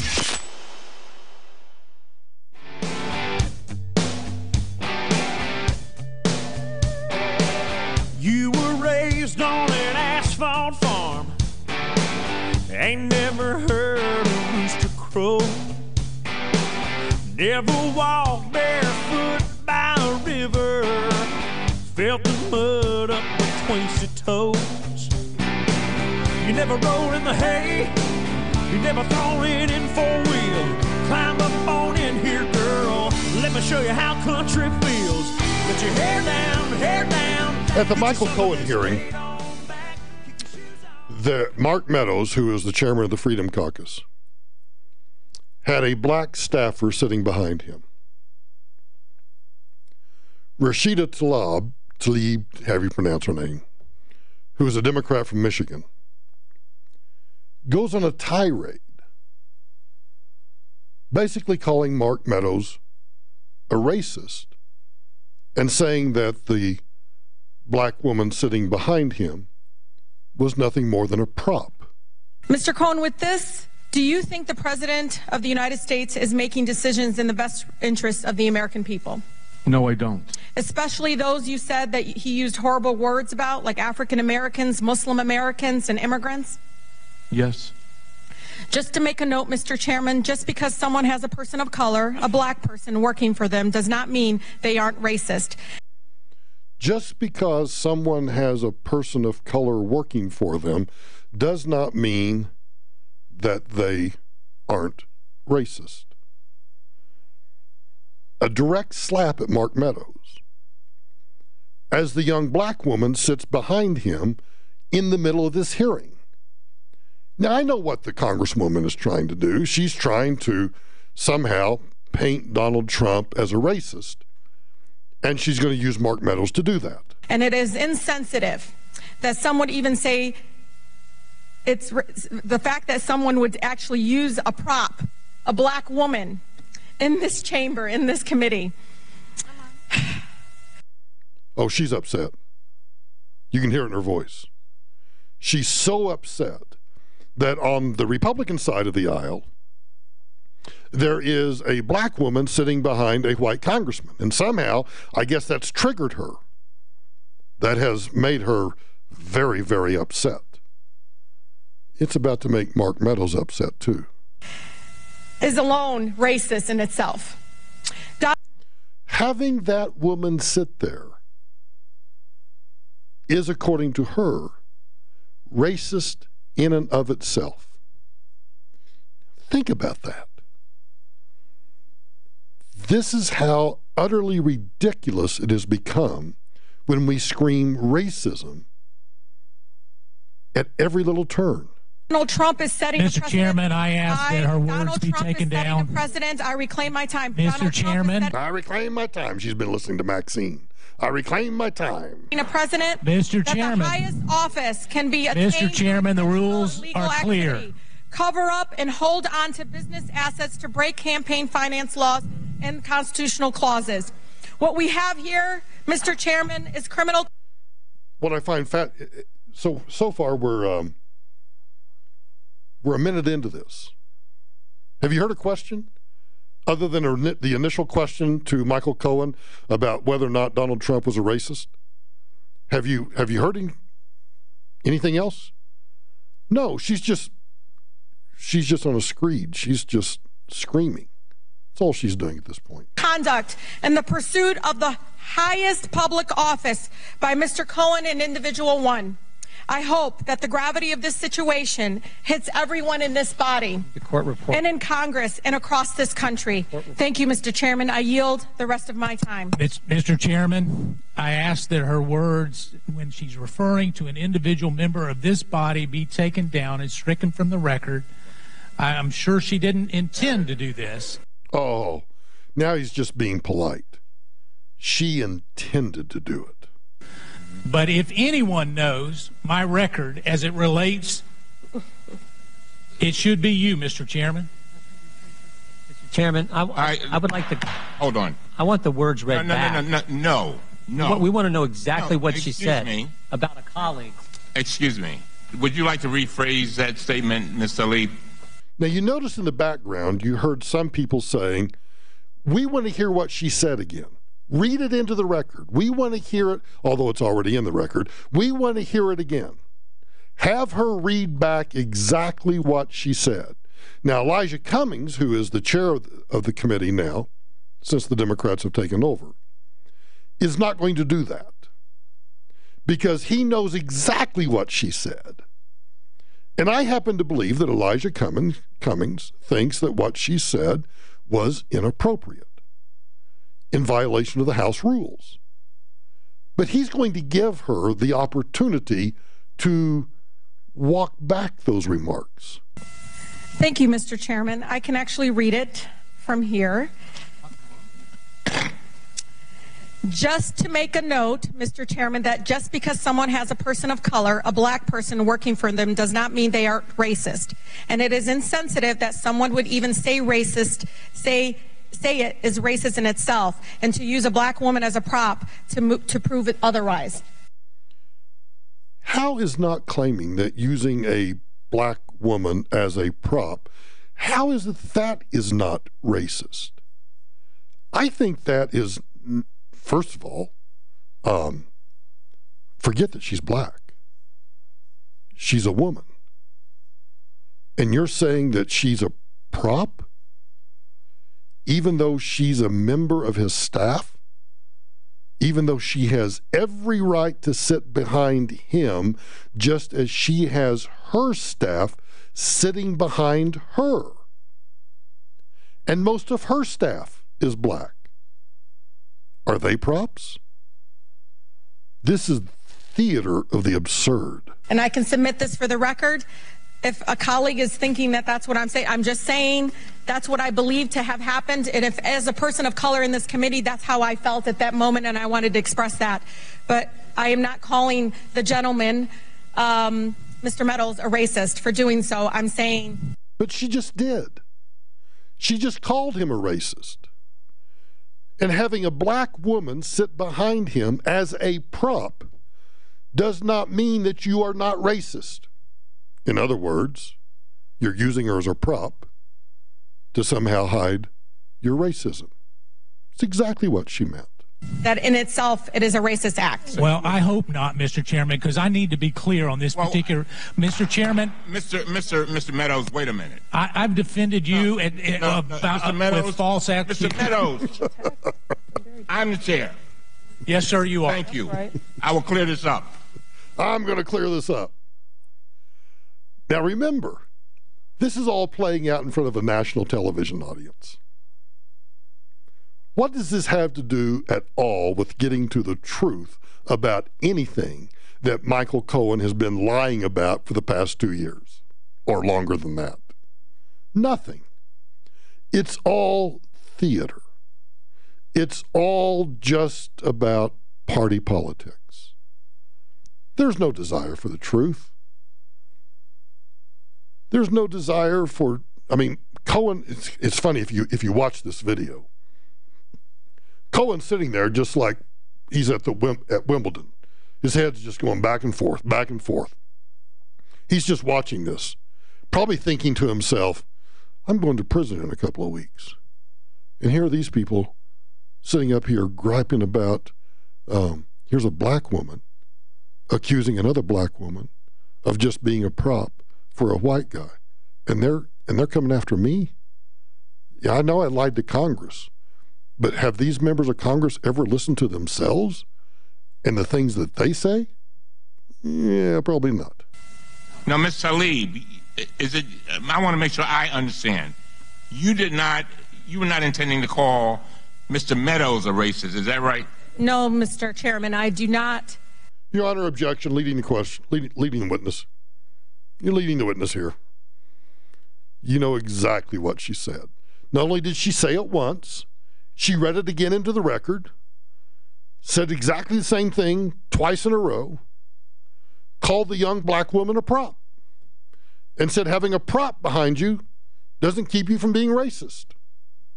Meaning that, well, you must be racist because you have a black prop behind you. Call Mr. Meadows a racist. I am trying, as a on. person of color, Mr. Chairman, just to express myself and how I felt at that moment. At what moment? At what moment? I really am, I'm serious about that. At what moment? I'm just trying to express myself as a woman of color and how I felt at that moment. What? When you all filed in to the hearing room and you saw that there was a black staffer working for a white congressman? And you failed to notice all of the black staffers. In fact, I'm kind of curious when I think back on the video, I don't recall seeing any white staffers sitting behind Congresswoman Tlaib. What conclusion should we draw from that? And so, just for the record, that's what was my intention. All right. Mr. Meadows. Mr. Chairman, there's nothing more personal to me than my relationship. My nieces and nephews are people of color. Not many people know that. Bam. Uh-oh. I have black kids in my family. Uh-oh. Know that, Mr. Chairman. And to indicate that I asked someone who is a personal friend of the Trump family, who has worked for him, who knows this particular individual, that she's coming in to be a prop, it's racist to suggest that I asked her to come in here for that reason. Mr. President, the president's own person. She's a family member. She loves this family. She came in because she felt like the president of the United States was getting falsely accused. And Mr. Chairman, you and I have a personal relationship that's not based on color. And to even go down this direction is wrong, Mr. Chairman. First of all, I want to thank the gentleman for what you have stated. If there's anyone who is sensitive with regard to race, it's me. Son of former sharecroppers that were basically slaves. So I get it.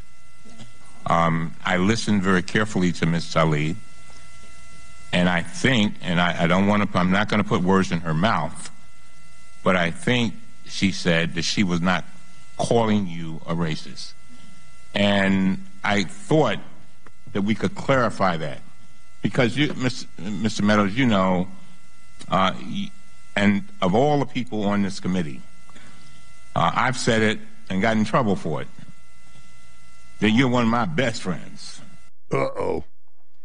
Now all holy hell's going to break loose. Elijah Cummings has just announced that he's friends with Mark Meadows. How can that be? How can that possibly be? We are so stupid.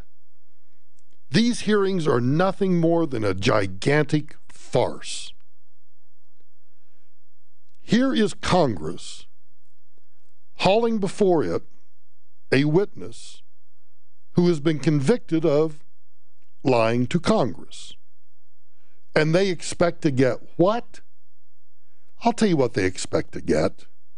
They expect to get some slings and arrows in Donald Trump's back.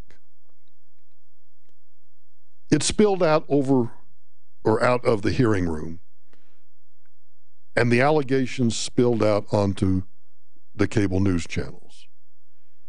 MSNBC, you know, that black woman, looked like she was on the auction block. That was actually said on TV. Sophia Nelson, I don't know if you've ridden the elevators at Trump Tower, but I will ask you about what Mark Meadows did yesterday. What did you think? Well, two things, Willie. First of all, it's important to put Mark Meadows into context. He's the man that said, and there's video for this, that we're going to send Barack Obama back to Kenya. That's what he said in 2012. So let's just frame it. And by the way, we'll play that clip too. Just out of fairness, we're going to play that clip because I don't think it had anything to do with his race. Right there. So for him to try to say he's not a racist or has racial insensitivity is ridiculous on its face. Secondly, as a black woman and as a Republican woman my entire life who served on that very committee that we watched on TV yesterday as the first black person ever to work on that committee on the GOP side, I was horrified and appalled at my party for not participating in their constitutional duty to ask questions. And secondly, to bring a black woman out, shame on Lynn, first of all, for agreeing to do it, but to bring a black woman out and have her stand there like she was on the auction block, thank you, and she couldn't talk, she couldn't speak, you couldn't swear her in, and there's this visual, Exhibit A, American people, there's a black person here, and we have a black person who can't tell you what she thinks, will tell you how she feels, and... Man, on the auction block, I think I could have found a little different kind of description other than, yeah, she looks like she's on the auction block. That's pretty bad. Now, Mark Meadows did, back in, I think, 2012, make this comment. If we do our job from a grassroots standpoint, we won't have to worry about it. You know what? We'll send him back home to Kenya or wherever it is. We'll send him back home, and so in doing that, I believe that what we will find is that we will get a new commander-in-chief. Now he's talking about beating Barack Obama in the election. Is it wrong to say we're going to send him back to Kenya when Barack Obama himself has family in Kenya? When we have the photographs of him in Kenya? This isn't a birtherism argument. This is just pointing out that that's his family. His family's in Kenya. Is it racist to suggest that we're going to beat him and send him back to Kenya? Oh, I get there's a tinge of birtherism in it. I'm not that naive. I get that. But I don't think it's racist. What if he'd said we're going to send him back to Hawaii? What if he'd said we're going to send... What if Barack Obama had family that came from Sudan? We're going to send him back to Sudan. Or he had family from France. We're going to send him back to France. I don't know that it's racist. But everybody today claims that everything is racist. I mentioned Jim Jordan. Jim Jordan, another member of the Freedom Caucus, made a big splash when he asked Michael Cohen about his conversations prior to the hearing. What did you talk to Mr. Schiff about? I spoke to Mr. Schiff about topics that were going to be raised at the upcoming hearing. Whoa. Not just what time to show up, actually what you're going to talk about?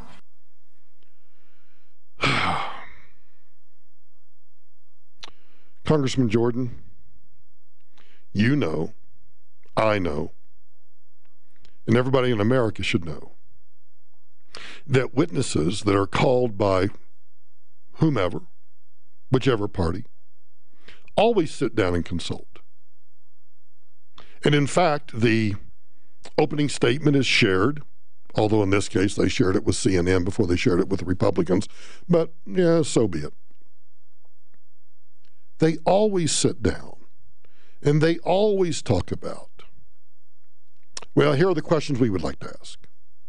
And in fact, if you are a member of the administration, if you are a member of the executive branch, which Michael Cohen is not, but if you're a member of the executive branch, not only do you sit down and talk about what topics, what issues, but in almost every instance, you actually know the questions in advance. Because the members will tell you, I'm going to ask you these questions. And they do that because they want to give the administration the opportunity to provide appropriate answers to questions so you don't have a whole bunch of, well, I don't know what the answer to that question is, Senator or Congressman, but I'll make a notation of it and we'll get back to you when we supplement the record. It's so much garbage. And I'm sick of it. I'm really, really sick of it. On both sides. I understand everybody's trying to score points. But when you have someone who is not a member of the executive branch, Michael Cohen, who is a private citizen, it is perfectly reasonable for both parties to talk to the witness in advance and get an understanding of, here's what we would like to talk to you about. Now, whether the Republicans were afforded the opportunity to sit down with Michael Cohen prior to his testimony, I don't know. But I can tell you, in almost every instance, that's what occurs. And so, Mr. Jordan, I get that you want to slam him, but there's no need to. He's going to prison. And one of the reasons he's going to prison is because he lied to you. So why would you expect him to do anything other? I mean, do you think that everything he's going to say now is going to be the truth? Do you think that everything that he says now is somehow going to mitigate that when it comes up, when his parole comes up? Oh, yeah, we remember when you were talking to Jim Jordan and you told the truth at that point, and that's a really good thing. No, that's not how it works. But how it does work is these are staged. They're absolutely staged. You're listening to Michael Brown on KOA News Radio, 850 AM, 94.1 FM, and always at the Michael Brown Show page at KOANewsRadio.com. Colorado's news, traffic, and weather station is available on over 2,000 devices, including your new smart speaker. Yep. Make sure you're set up to hear KOA News Radio anytime you want. Just say, Alexa, play KOA on iHeartRadio. Right now, save big and transform your home with Champion's Home Makeover Sale. Save 40% on Champion windows. Every Champion custom-made window is backed by their exclusive limited lifetime warranty. If it breaks, they fix it for as long as you own your home. And they're factory direct, so there's no middleman and no markup. Hi, this is Dave Logan, and Champion is the only window company that I personally endorse. And right now, you can save 40% on windows and 35% on sunrooms and siding when you participate in the Champion Yes program. Plus, 12 months, no interest, no payments. But hurry, time is running out. Schedule your free in-home estimate today online at getchampion.com. 40% off new windows, 35% off new siding and new sunrooms. It's the Transform Your Home sale. Book your appointment online at getchampion.com. That's getchampion.com. The Champion limited lifetime warranty applies to Comfort 365 windows as long as the original purchaser owns the home. Subject to qualifying credit approval, minimum purchase required. All discounts apply to our regular prices. Cannot be combined with other advertisers' offers. See store or website for details. Hi, I'm Rorden Shane, fourth-generation jeweler. From day one, my great-grandfather felt it was important to give customers more options. That's why Shane Company has more diamonds than anyone else in town, in all sizes, in every price range, and with the broadest selection of diamond shapes. In addition to traditional round and princess cut diamonds, we have cushion cut, oval, pear-shaped, marquise, emerald cut, radiant, even heart-shaped. For each diamond shape and grade, we pick the best diamond cutters in the world, who cut the stones to our superior standards, giving each stone maximum sparkle. No other jeweler does that. See all the diamond shapes at Shenko.com, or even better, come into the store and our team will show them to you. Discover what shape speaks to you. Whether you want to personalize a pendant or fashion ring, or you're building the engagement ring of her dreams, whatever your budget, you'll have more diamond shapes and sizes to choose from than anywhere else in town.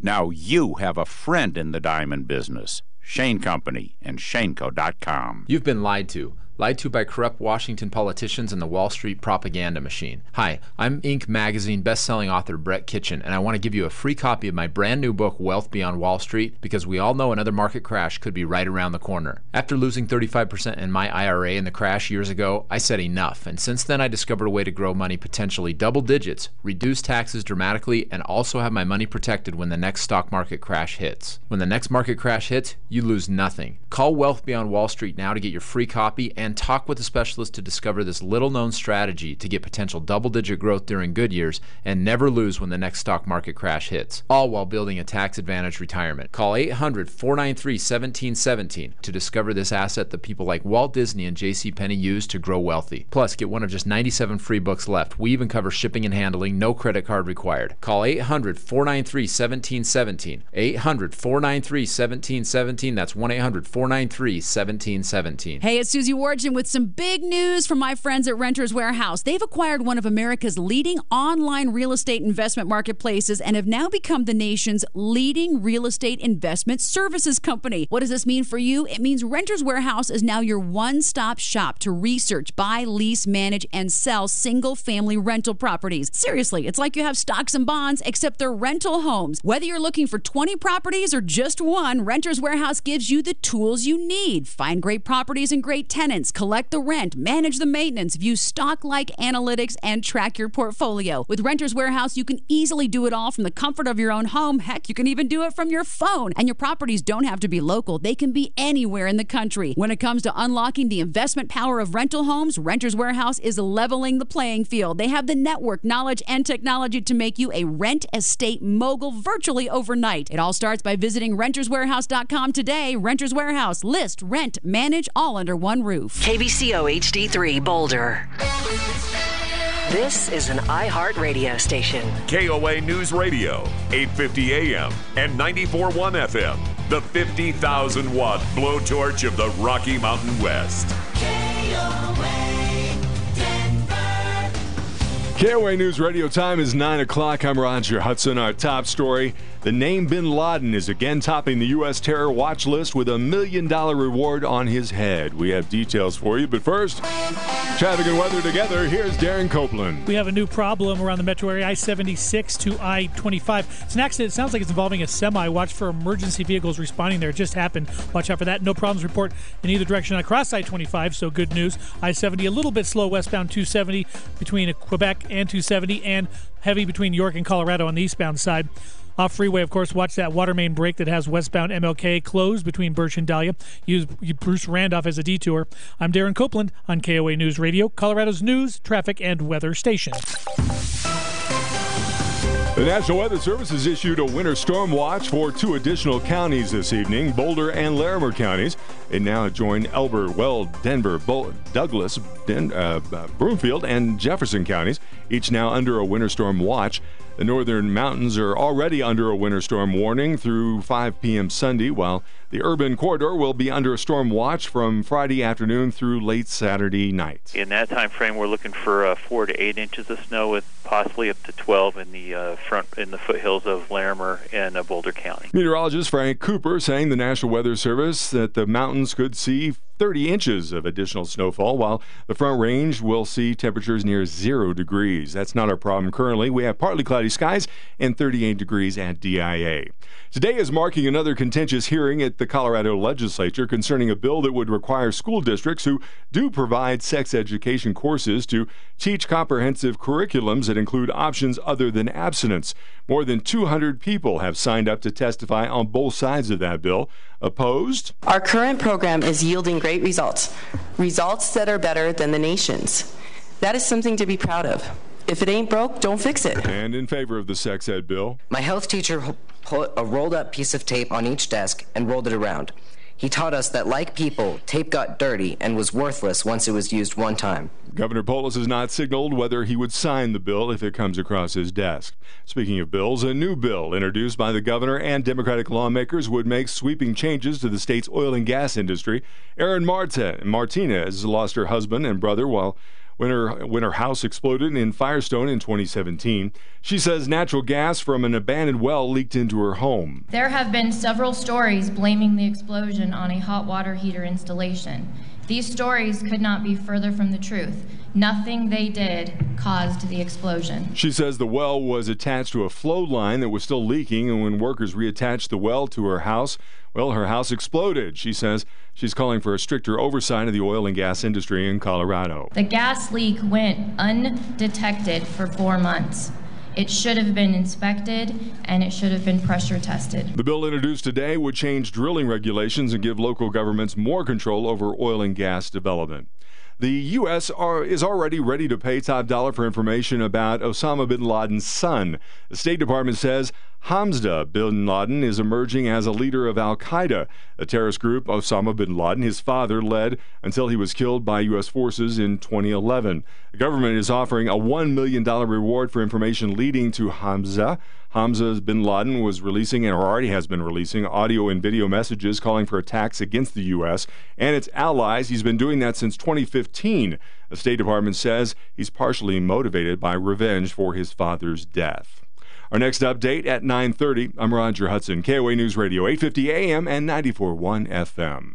Hi, it's Mandy from Maliki Motors. You know, a lot of car dealerships are all about the deal. At Maliki Motors, they're about the relationships. They listen to what you have to say, and they have the best selection of high-end automobiles. Visit MAALIKIMotors.com. Don't dream it, drive it. This is not getting leads and traffic through your website. If your company has a lousy rank in Google, I want you to call the digital marketing experts that I'm using to build my new website. Get Found Fast has been helping businesses develop internet strategies to generate leads for more than 12 years. They do SEO, social media, reputation management, and awesome state-of-the-art websites like they're building for me. Let Get Found Fast do a free analysis of your website and your online presence. It takes less than 10 minutes, and you can do it by phone. Go to getfoundfast.com. That's getfoundfast.com. Catholic Charities' 28 Days of Love gives hope to women experiencing homelessness this February. Their women's emergency shelter provides safety and comfort to up to 225 women in Denver nightly. Visit ccdenver.org to give hope and love today. Tonight, Michael Brown joins me here. The former FEMA director. Talk show host Michael Brown. Brownie. Now. Brownie, you're doing a heck of a job. It's a heck of a show with Michael Brown. You're on the radio. On KOA News Radio.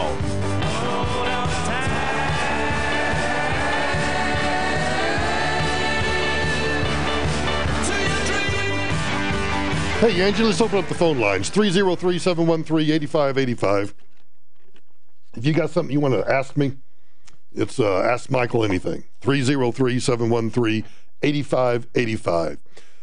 Kamala Harris doesn't care what the cost of the Democratic platform is going to be. Medicare for all, free education, free... Elizabeth Warren wants free kindergarten and free daycare, I think. Who cares about the cost? I've been having conversations with a certain style of Democrat that would brand themselves as pragmatic, right? And what they say to me is, you know, it's a wonderful ideal to think that we can get to a place in this country where we have universal health care or universal education. But they'll say something like, practically speaking, we could never do that. Although we are one of the last industrialized countries in the developed world to not offer affordable health care to its citizens. Right. So what do you say, how do we get to a point where we change the conversation? How do we have that cultural change so that people understand that this can be done? Right. And then what's your plan for, they want to know how you pay for it. Yeah, so how do you talk to those Democrats that look at some of these ideals with skepticism? I would say to them that that we have to reframe the perspective, and instead of looking at the issue of ensuring that all people have access to health care, because the premise there is that access to affordable health care should not be a privilege, it should be a right. It should not only be accessible to those who can afford it, it should be accessible to all. So then when people start saying cost, cost, cost, my response is no. It's not about cost. It's about investment. Look at some of these ideals. It's about investment. It's about, you know, buying stock. It's about deciding that you're going to put some money in, I don't know, precious metals. It's about trying to figure out what your return on investment's going to be. It's not the function of government. And trying to say that it's about investment is just a euphemism for saying it's about how we're going to spend money. That's all it's about. Look at some of these ideals with skepticism. I would say to them that that we have to reframe the perspective. Reframe the perspective. We need to quit looking at the balance sheet. We need to quit looking at the national debt. We need to quit looking at the budget deficit. And instead, we just need to, just spend. Spend, spend, spend. And instead of looking at the issue of ensuring that all people have access to health care, because the premise there is that access to affordable health care should not be a privilege, it should be a right. Access to health care should be a right. If access to health care, which is mentioned nowhere in the Constitution, and don't pull this crap on me that says that the General Welfare Clause has to do with your individual welfare. It does not. It's about the welfare of the nation. If the most basic thing that's important to me and should be important to you, and that is your health, if that is a right, if you have a right to health care, because they're never clear. Do you have a right to good health? Do you have a right to health care? Do you have a right to health insurance? Or is it just we have a right to health? If you go down that path, there is no stopping. There is no stopping whatsoever. It should not only be accessible to those who can afford it, it should be accessible to all. It is accessible to all. Health care is accessible to all. Now, you may not like the fact that some people end up going to the ER or that some people end up going to health clinics, But there's no one in this country that is denied health care. And in fact, it's against the law to deny anyone health care. But cost be damned. So then when people start saying cost, my response is no. It's not about cost. It's about investment. Mm-hmm. It's about investment. You know, one of the things I love about my friends in the private sector. It's all about investment. If I hear that phrase one more time, I'm going to scream. Actor Alec Baldwin says that former Trump lawyer Michael Cohen deserves a Congressional Medal of Honor for his appearance before a congressional committee yesterday. Quote, I don't know if Michael Cohen is truthful, but if he is, he should get the Congressional Medal of Honor for finally moving us toward the end of this nightmare. The Congressional Medal of Honor. Now, I'm not going to be outraged because I don't want to be a part of the outrage cartel. But does he understand what the Congressional Medal of Honor is? Only members of the military receive the Congressional Medal of Honor. Maybe he meant the Congressional Medal of Freedom. Maybe that's what he meant. But on the other hand, those are only bestowed by the president. So I'm not sure if he understands how that would happen. If the Medal of Freedom is what he meant, does he really think that Donald Trump is going to give the Medal of Freedom to Michael Cohen after that hearing?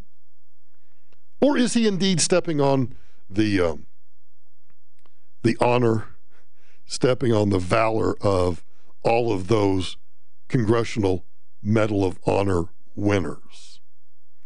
You know, in one segment, Cohen said during that testimony that he would not characterize anything that Trump did as collusion, and in a second he reiterated that he has never been to Prague, despite saying in an interview last year that I haven't been to Prague in 14 years.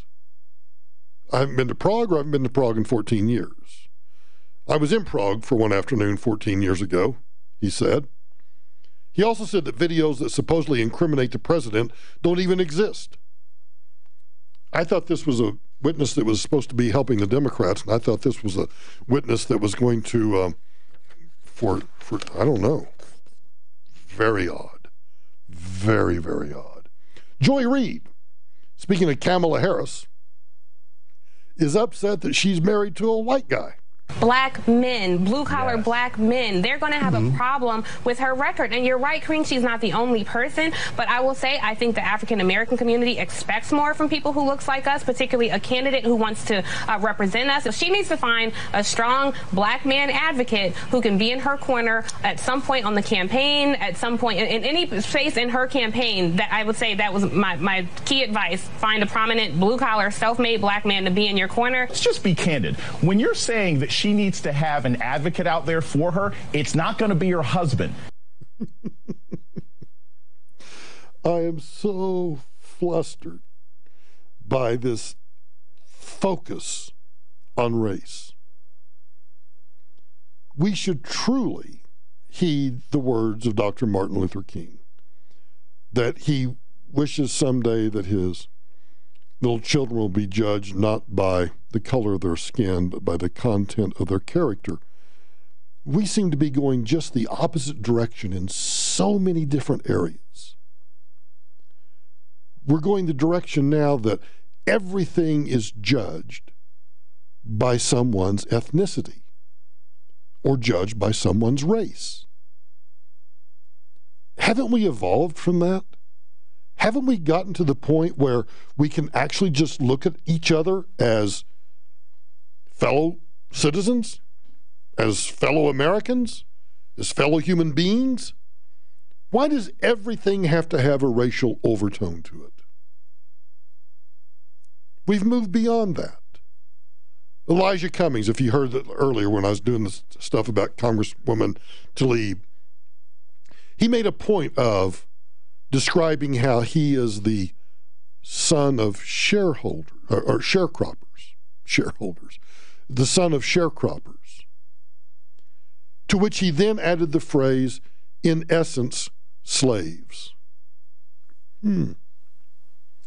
kind of interested in that now. My paternal grandparents, sharecroppers. I guess I can claim that I'm a descendant of slavery because they were sharecroppers. No, I don't think so. But that's what he's trying to claim. And here's Joy Reid, a black woman, complaining about Kamala Harris not having a good, solid, blue-collar black man behind her. Really? What's wrong? Is she objecting to interracial marriage? Is she objecting to someone of color married to or dating someone not of color?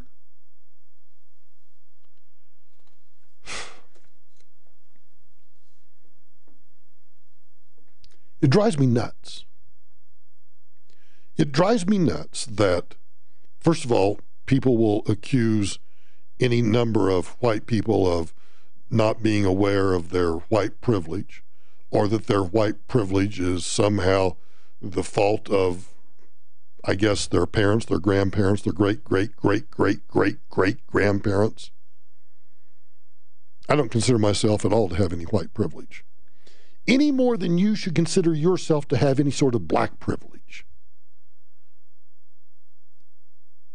We have got to get over this notion that everybody is somehow restricted in their ability to go achieve things based on wherever they grew up, their ethnicity or their race or anything else. If it were true, if it were so true that people of color were so mistreated in this country, why do so many people of color try to get into this country? Why is it they all try to flock to America? Why do they try to flock to the United States? I find it absolutely astonishing that we are still so wrapped around the axle over something that is now more than 100 years old, for which we have done legislative penance, we have done social penance, we have done moral penance, we have done penance of every kind of nature you can think of, and yet we are still told that somehow we're evil and wrong for doing it. Oh. Members of the MS-13 gang, which Donald Trump infamously one time referred to as animals, members of the MS-13 gang looking to better their street credibility are reportedly aiming to target New York City police officers who live in some areas of Long Island. NYPD 105th Precinct officials have issued a word of caution to officers residing in Brentwood, Central Islip, and Patchogue? I don't know where that is in Long Island. About the threats as the gang members were apparently caught surveying officers' homes, according to the New York Post. Intel has been obtained that members of MS-13 are looking to hit NYPD police officers, particularly in those areas.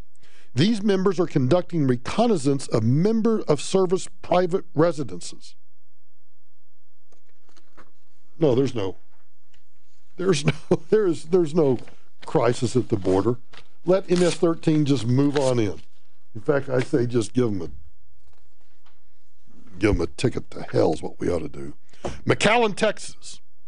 Speaking of MS-13, federal authorities are offering a reward for a man tied to Mexico's Gulf cartel for his alleged roles in various murders, kidnappings, and home invasions in South Texas.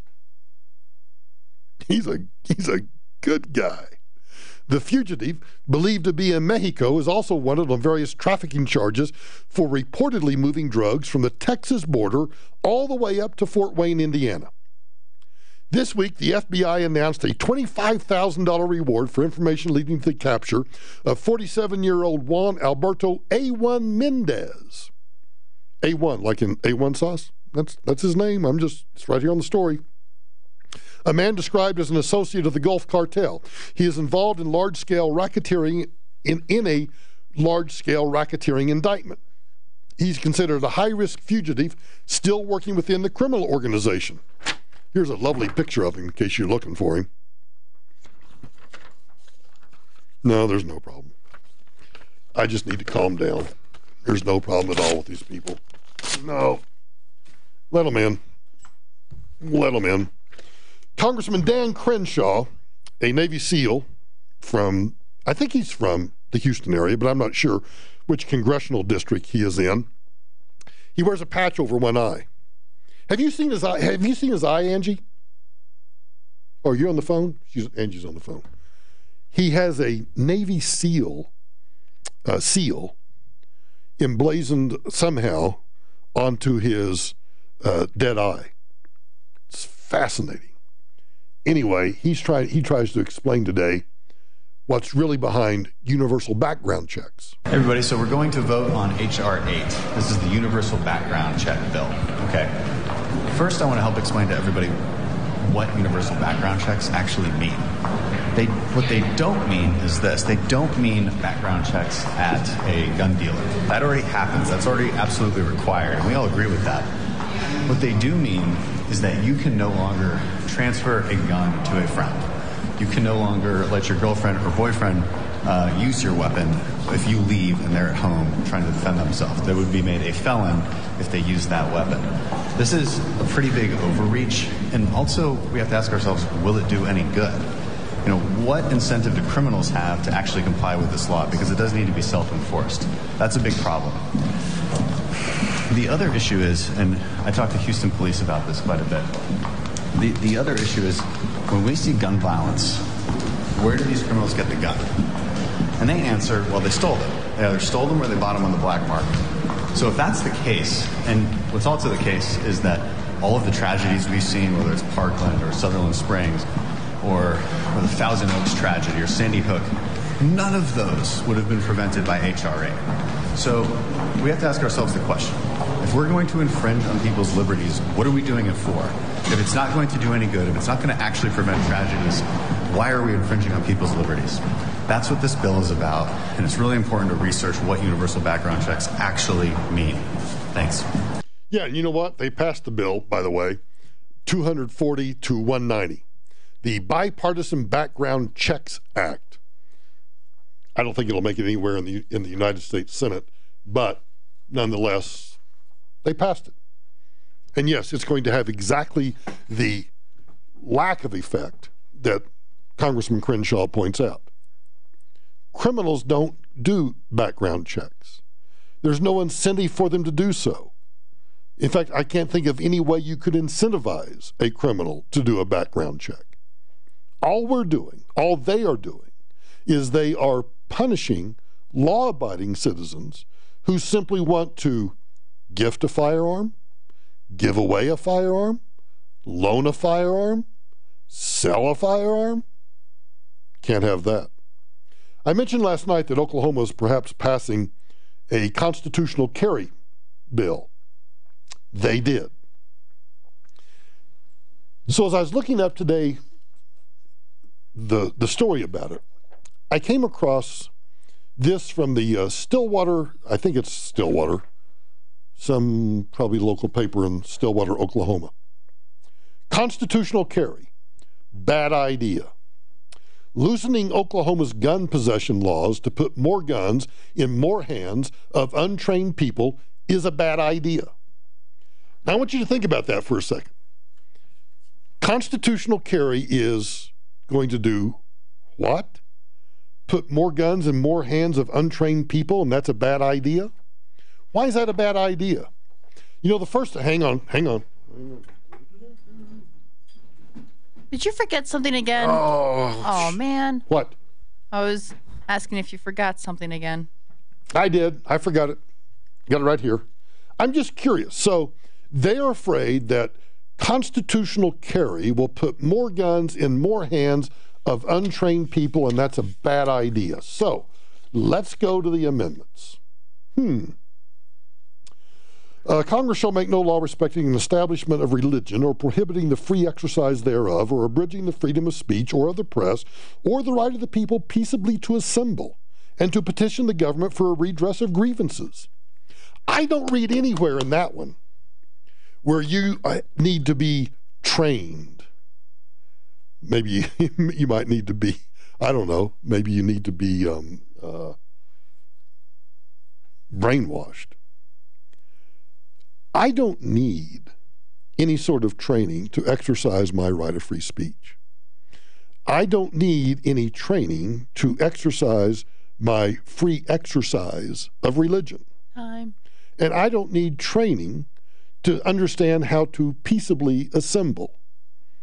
But if we apply the logic that they do to the Second Amendment, we need training for all these other rights. You're listening to Michael Brown on KOA News Radio, 850 AM, 94.1 FM, and always at the Michael Brown Show page at KOANewsRadio.com. Tomorrow on Colorado's Morning News. The Broncos continue to assess talent at the Combine. We'll go live to Indy. What's next for a controversial child vaccination bill at the State House? And where can you find the best brunch in Denver? All that starting at 5 on KOA News Radio.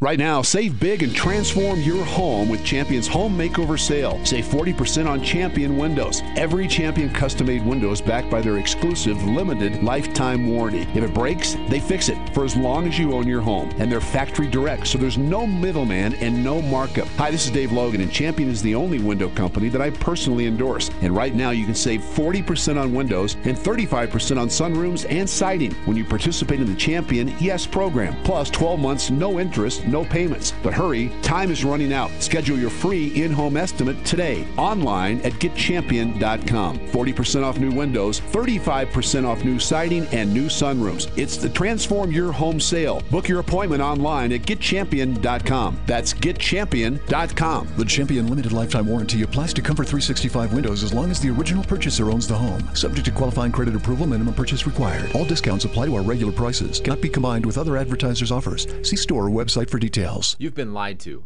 Lied to by corrupt Washington politicians and the Wall Street propaganda machine. Hi, I'm Inc. magazine best-selling author Brett Kitchen, and I want to give you a free copy of my brand new book, Wealth Beyond Wall Street, because we all know another market crash could be right around the corner. After losing 35% in my IRA in the crash years ago, I said enough, and since then I discovered a way to grow money potentially double digits, reduce taxes dramatically, and also have my money protected when the next stock market crash hits. When the next market crash hits, you lose nothing. Call Wealth Beyond Wall Street now to get your free copy and talk with a specialist to discover this little-known strategy to get potential double-digit growth during good years and never lose when the next stock market crash hits, all while building a tax-advantaged retirement. Call 800-493-1717 to discover this asset that people like Walt Disney and JCPenney use to grow wealthy. Plus, get one of just 97 free books left. We even cover shipping and handling, no credit card required. Call 800-493-1717. 800-493-1717. That's 1-800-493-1717.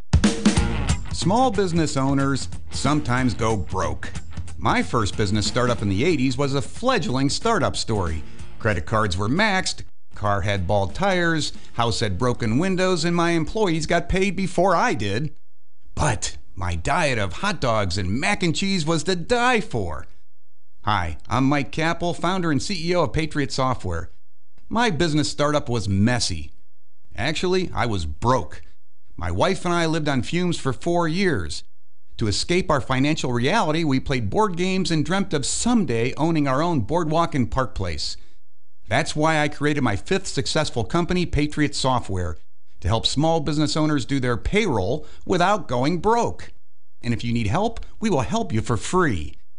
Go to patriotsoftware.com and enter promo code RADIO, and I'll give you 2 months of payroll processing free. That's patriotsoftware.com. Another year, another tax filing deadline. Yes, April 15th will be here before you know it. Isn't it time you finally get those back taxes taken care of once and for all? Hi, I'm consumer advocate Tom Martino recommending Larson Tax Relief, the only tax relief organization I personally endorse. Years since you filed, facing an audit, or fearing a collection? Call now, 844-LARSON-TAX. I know Ron and Jack Larson personally, and I can vouch for them and their team of licensed tax experts. They'll get you the best possible settlement with the IRS, way better than you can do on your own. Help is just a phone call away. 844-LARSON-TAX. The tax deadline is fast approaching. Get relief. Larson Tax Relief. The phone consultation is free. You have nothing to lose except worry and stress. 844-LARSON-TAX. That's 844-LARSON tax. LarsonTaxRelief.com. KOA News Radio time is 9:30. The National Weather Service has issued a winter storm watch for Boulder, Larimer, Elbert, Weld, Denver, Douglas, Bloomfield, and Jefferson counties. Big snows expected in the high country. Winter storm warnings now also include the I-70 corridor from now until 11 o'clock Saturday night. National Weather Service also says the mountains of Summit County could get 14 to 36 inches of snow, with some areas getting up to 48 inches. Gusty winds and hazardous travel also likely. Former Broncos players in some trouble off the field after a car crash earlier this month. Demaryius Thomas was taken into custody Wednesday night. He turned himself into Denver police, and he is currently being held for investigation of vehicular assault, driving without proof of insurance, and reckless driving. DBD's Doug Shepman saying that Demaryius Thomas arrested stemmed from a car crash on February 16th. Shepman saying that Thomas was driving 70 miles per hour in a 30-mile-per-hour zone. He crashed his vehicle and rolled it in a median in Aurora Parkway near downtown. Thomas and two other passengers were taken to the hospital. One woman was seriously injured. The Senate will have two gun background check bills to vote on after a second bill was passed by the Democratic-led House. Democrats pushed through the measure yesterday that would expand background checks. The second bill gives federal officials more time to conduct those background investigations. The two measures are the first gun-related bills to be approved in the Congress in a generation. Neither are expected to make it through the Republican-controlled Senate. Our next update at 10 o'clock. I'm Roger Hudson on KOA News Radio 850 AM and 94.1 FM. Working a new problem on the north end of town, eastbound I-76 to northbound I-25 on that ramp. An accident involving a semi. It's in the right lane. Watch for emergency vehicles on scene. You will see some delays on that ramp. I-25, though, no problems to report between C-470 and the Tech Center. Little I-70 is a little slow westbound 270 between Quebec and York. And C-470, we are seeing some extra volume, so watch for that. CBS 4 weather. Tonight, some clouds, low of 29. Tomorrow, mild early, I should say, with a chance for rain or snow later, high of 48. Currently, it's 37 degrees. I'm Darren Copeland on KOA News Radio, Colorado's news, traffic, and weather station. Hey, it's Rick Lewis. If you or your bed partner have sleep apnea, snoring is likely the worst part of your nightly routine. Once the snoring starts, one of you probably moves to a different room to try and get some sleep alone.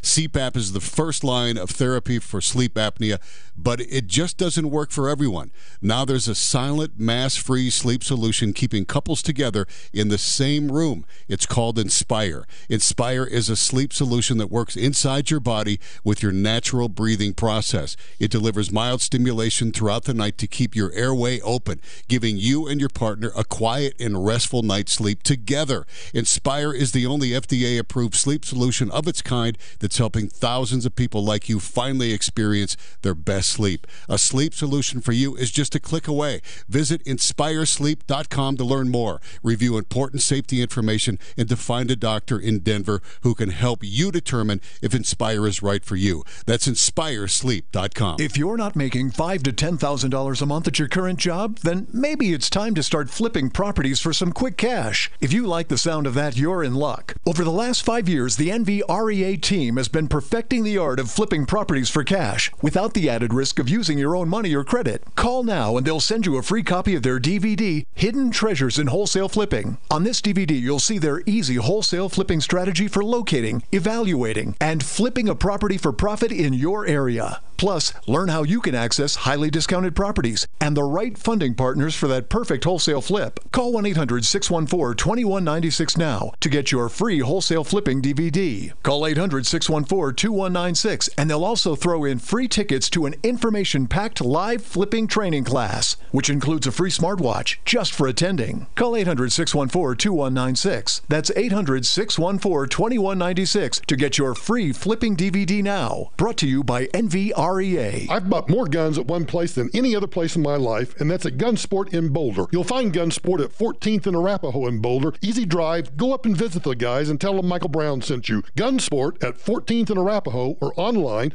gunsport.us. Back to Michael Brown on KOA News Radio and streaming live at KOANewsRadio.com.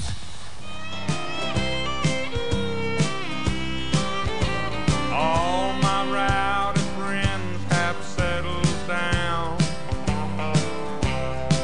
and they seem to be more into laid-back songs.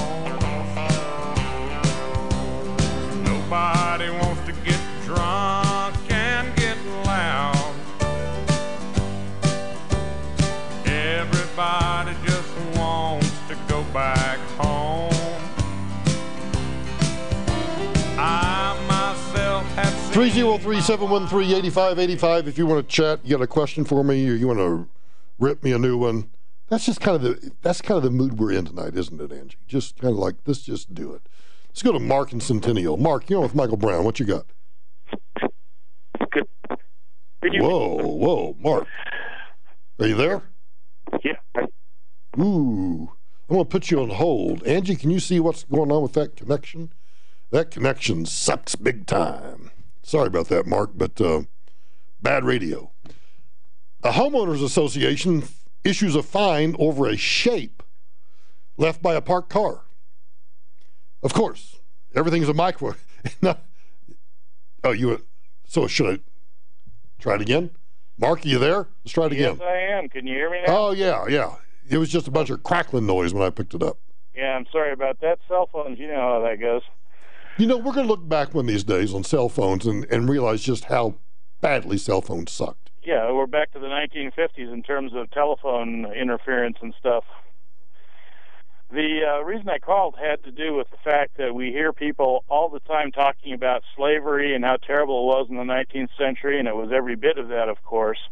But what nobody seems to want to address in the modern day, and this is true of Amnesty International and the United Nations and lots of universities have done studies, they agree on magnitude, but there are more slaves being held in the United States today than there were at the height of the Civil War. And would you like me to repeat that?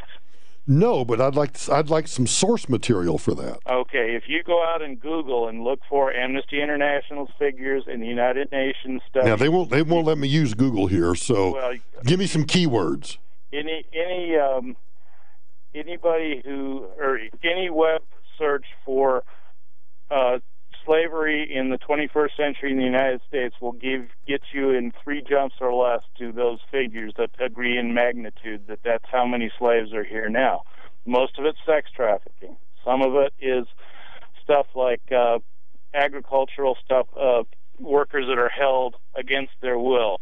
Domestics, there's all kinds of categories they break it down into, but everybody who wants to whine about slavery never seems to want to actually do anything about it now, and even the politicians don't seem to want to address it except as window dressing and saying we passed a bill that makes it illegal. Well, it's already been illegal, for heaven's sake. So let me so I'm curious. I'm on Amnesty. I can't believe I'm on Amnesty International's website, but that's where I'm at right now. Amnesty International's Modern Slavery Act Transparency Statement. So I'm just kind of scrolling through it, but as you were talking, something piqued my curiosity. What's your interest in this? Well, a number of years ago, I was writing a book, and in that book, I needed to have some insight into the number of people who are being held, and that's when I did the research and went, oh my Lord in heaven, this is not anything like I thought it was. I figured, maybe there's 1 million slaves somewhere in the world, but... Well, so what do you think the number is? It seems to me it was close to 13 million, which I found absolutely impossible to believe and thought, well, somebody's got an axe to grind. And then I went looking at other sites and looking at other sources. And within magnitude, they agreed. Some of them said a little bit less, some of them said a little bit more, but they were clustering around that kind of a figure, an eight figure. And it just blew me away. And for about a year, I walked around and talked about it, and people got tired of hearing that. It's like, okay, go away, we heard you. And that's pretty much the way it is. Nobody really wants to hear that. Let me pick your brain a minute. So we have the story about the massage parlors down in Florida, and the sheriff, and I think the FBI is involved now, believe that a lot of those women that were working in the massage parlors were from China.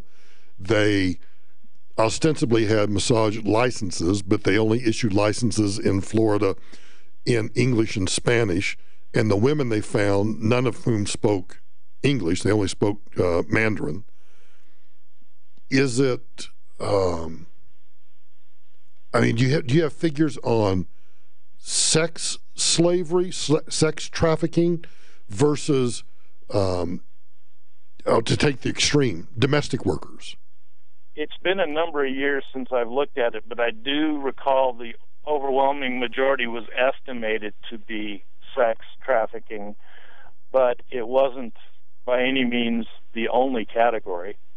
And it's been several years, so all of this is foggy as far as the exact demographics and what it is. But the sense of it also, people who had studied them as sociology majors doing research or whatever they were at the universities, said that it was disturbing to them how many times it was Chinese who were holding Chinese as slaves. So, by golly, equal opportunity racism here in slavery. Yeah, and I'm scrolling through Amnesty International's site. They've got something called Slavery Today, Human Rights in the Curriculum of History, but I can't find any numbers. It says, at the very beginning, it says it is estimated there are currently at least 12 million men, women, and children in slavery around the world. Not in the U.S., but around the world. Okay. Now, I'm not trying to poo-poo it. Even if it's 1 million people in the United States, that's a lot of people. Well, what I should probably do is go back and do some of that research again and give you some exact source material. If you would find that helpful, email it to you or something. Well, yeah, email it to me, because I'm curious about it, because I'm always, and I want to say this in a way that doesn't sound like sick or perverted, but I'm fascinated by anything underground economies, underground, in this case, underground sex trafficking, anything that's underground that is hidden in plain sight. I'm always fascinated by that, because we all, I can't speak for you, but and I think I'm probably a little different than most people, because I'm much more conscious of my surroundings and paying attention to movements around me and everything. And by movements, I don't mean like big global movements. I mean like people actually moving around me. I've just always found it interesting that you hear about these things, but as I go through my daily routine, I don't think I come in contact with it, but I don't know that I do. Well, one of the tricks that I do remember from reading newspapers over the years about this is domestics are often held by somebody who takes their passport and they have no way to leave, or are browbeat into the fact they have no way to leave. They still may be acting as nannies or maids or whatever, and they may come and go, and you don't see them because they're acting just like normal people. They're ferrying their owners' kids around, or they're doing something like that. So there's not necessarily be any reason to ping your radar about that. See, so I'm thinking now, let's just say, hypothetically, that Tamara and I have hired a new housekeeper. So as she has been in our home for maybe a couple of months now, and I don't mean she doesn't stay in our home, but she shows up once every 2 weeks or so. I've tried to get to know her, only because, one, she's in my home, so I want to know who it is that's in my home. But she has spoken to me freely about, when she immigrated here and how she did it, and she did it lawfully. And, she works to bring other family members here. Now, I haven't pushed her far enough yet to find out, are you trying to bring them here legally or illegally? But I'm trying to have those conversations. She drives she drives a better car than I drive, and she moves freely about. So I don't think that she is by any means being held anywhere, because if she wanted to escape, all she has to do is go out and get in that brand new Jeep Grand Cherokee she's driving and just drive off, I think. Right. That makes perfect sense. Yeah, but again, you've piqued my curiosity, and I don't know if I can approach her and how I would approach her to see if she's aware of it within her community. You know, do you know of this occurring? Because I'm genuinely curious about it. That would be an interesting discussion to have. Have you heard stories about? And then that question, wow. Yeah, I don't know. It may go nowhere, and she may never show up to clean our house again after that. But I think, based on the conversations we've had so far, because again, I think she's very open. She's very open about, family that she has in Mexico and all the. I think she's probably kind of figured out a little bit about who I might be or who I might have worked for, because in my office downstairs, I have a lot of photographs, and, I've got my presidential commissions, and they mentioned Homeland Security and all of that. And none of that seems to have scared her off about talking about it. So I might be able to actually get more information from her about, because she's told me about the whole process. And she's one of these individuals. I know I'm going off on a tangent here. She's one of these individuals that, because she came and immigrated the right way, she's got a real bugaboo that she has expressed very adamantly to me about people who come here illegally. Yeah, so I'm thinking I can probably have this conversation with her. Yeah, that would be interesting. It really would be. Okay, so my job is to try to have that conversation. Your job is to send me some research. Yes, sir. We'll do it. I like that. Yes, sir, we'll do it. Man, Angie, why don't you act like that? Sir? I don't call you sir. Sir? What's that? What? I need some research for tomorrow's show. You going to do that for me? 303-713-8585. Can I just send you a list of topics I want you to research for me, and you can send me the research tomorrow? I'd like it by, say, 10:30, 11 o'clock tomorrow morning. That work? I don't work at that time. All right, how about 11:30 to noon? I'll give you till noon. Nope, still don't work that early. See? Why do you have to be so mean? Because somebody has to be mean to you. Everybody's mean to me. Okay, I'll give you that. Do you know who Martina Navratilova is, right? The tennis player? Oh, I don't know anything about tennis. You've never heard of Martina Navratilova? Nope. I can't say that. Man, I'm just tongue-tied tonight. If it's not Serena Williams or her sister, who I can't remember her name at the moment right now. Serena Williams and I don't know who it is. But when you said that, Serena Williams, you know what made me think of? At the 9 o'clock hour, when I went my little trip, guess who was on the monitor? Who was on the monitor? The same woman that sings, and she is a horrible singer. Oh no! Maybe you should switch up your time when you go. Well, I can't do that because I can only go like between 9:55 and Not true. 10:00. No, you can go at the bottom of the hour. I guess I could go at now I'm curious who's singing at the bottom of the hour. What Angie and I are talking about is we have these monitors throughout in the studio, but I tune them to TV. But out in the hallways, we have these loops of, what would you call those anyway? They're loops of what?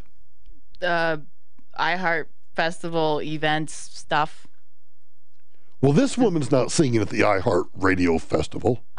It's got to be some kind of iHeart Festival. There's several different iHeart festivals. Well, she sucks. Well, I'm sorry. What do you want me to do about it? I want you. Here's what I'd You want me like. to get a sticky note and paste it all over that TV so you don't have to watch any of it? Let's do that. I'll do it. I'll put a bunch. Have you ever seen anybody actually looking at those things during the day or anything? Do you ever see anybody watch those? Yeah, sometimes I walk by and look up. Not the big wall, but the one that's above the trophy case. I know what you're talking about.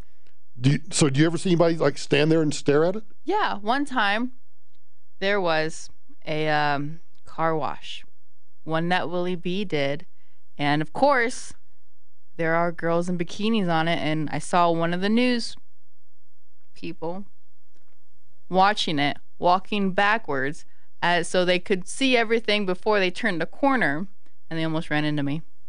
Were they like really skimpy bikinis? Nope. Oh, probably. Well, did you look or not look? Well, yeah, I mean, they were just regular bikinis. Were there buns hanging out? Probably. Isn't that a country western song? Country song? No. Buns hanging out? My buns are hanging out or something? No. Mama's buns were hanging out? I don't know. So anyway, for tennis icon Martina Navratilova slams trans women athletes axed from the modern LGBTQ movement. So the story is she does not think that see, I get confused on this. Angie, I need your help. So if it's a man who has transitioned to a woman, do you call that individual a trans male or a trans female? Trans woman. So the male going to female, you refer to them as a trans female? Yes. Okay. So Martina is upset with trans females, which are actually males, participating in female sports. Do you agree or disagree with that? I looked away and was reading comments. What did you want again? Oh, forget it. I was reading stuff on the YouTubes. What's going on the YouTubes? What's happening on the YouTubes? So anyway, Martina is upset about males that have transitioned to female participating in female sports. I happen to agree with her because no matter how much you change the plumbing, you're still a male. So then I came across this story. Yearwood, a 17-year-old junior at Cromwell High School, is one of two transgender high school sprinters in Connecticut transitioning to female. She recently finished second in the 55-meter dash at the State Open Indoor Track Championships. The winner, Terry Miller of Bloomfield High, is also transgender and set a girls' state indoor record of 6.95 seconds. Critics say their gender identity amounts to an unfair advantage, expressing a familiar argument in a complex debate for transgender athletes as they break barriers across sports around the world from high school to the pros. I don't think they should be allowed to compete. Is that racist of me? Because everything's racist, right? Is that bigoted of me? I don't think it's racist. What do you call it? That's transphobic, I think is what they call it now. Okay, so I'm transphobic because I get that you can go to a doctor, and if you're a male, you can have a certain appendage removed, you can have boobs installed, but I get you can take hormone therapy so that you can get all your estrogen built up, but you're still a male. Biologically, you're still a male. Yep. And I don't think they should be able to compete in women's sports. Nope, I agree. Well, that was a long way around to get to that answer. Well, you kept talking, so. Oh, excuse me. Transgender girls who are not taking hormone treatments related to gender transition may not compete in female competitions according to this National Scholastic Athletics Foundation National Championships. I agree with that. I don't think, you think that's transphobic? See, that got me all bothered. I'm like live and let live. But I just don't think that you can cross-pollinate like that and have guys that are wanting to be female competing in the female sports. I don't care how big a boobs you have. I don't care how much hormones you take. You still have the basic biological male components. Well, unless you have them all surgically removed, but then you're still biologically a male, in my opinion. Man, that's a can of worms, isn't it? 303-713-8585. If you want to bitch at me about that, well, have at it. Oh, let's see. What are we going to do next? I don't really have time. This is why I screwed up the clock. Talking to you screws up the clock. Well, then stop talking to me. I can't even tell half the time if you're talking to me or not. You know why? Because you're hiding behind the computer. No, because you say something and then you look at me expecting an answer when you haven't been looking at me this entire time, or you don't say my name. I'm scared. You know why? I'm scared to make eye contact. Well, I never look. I still hide behind the computer.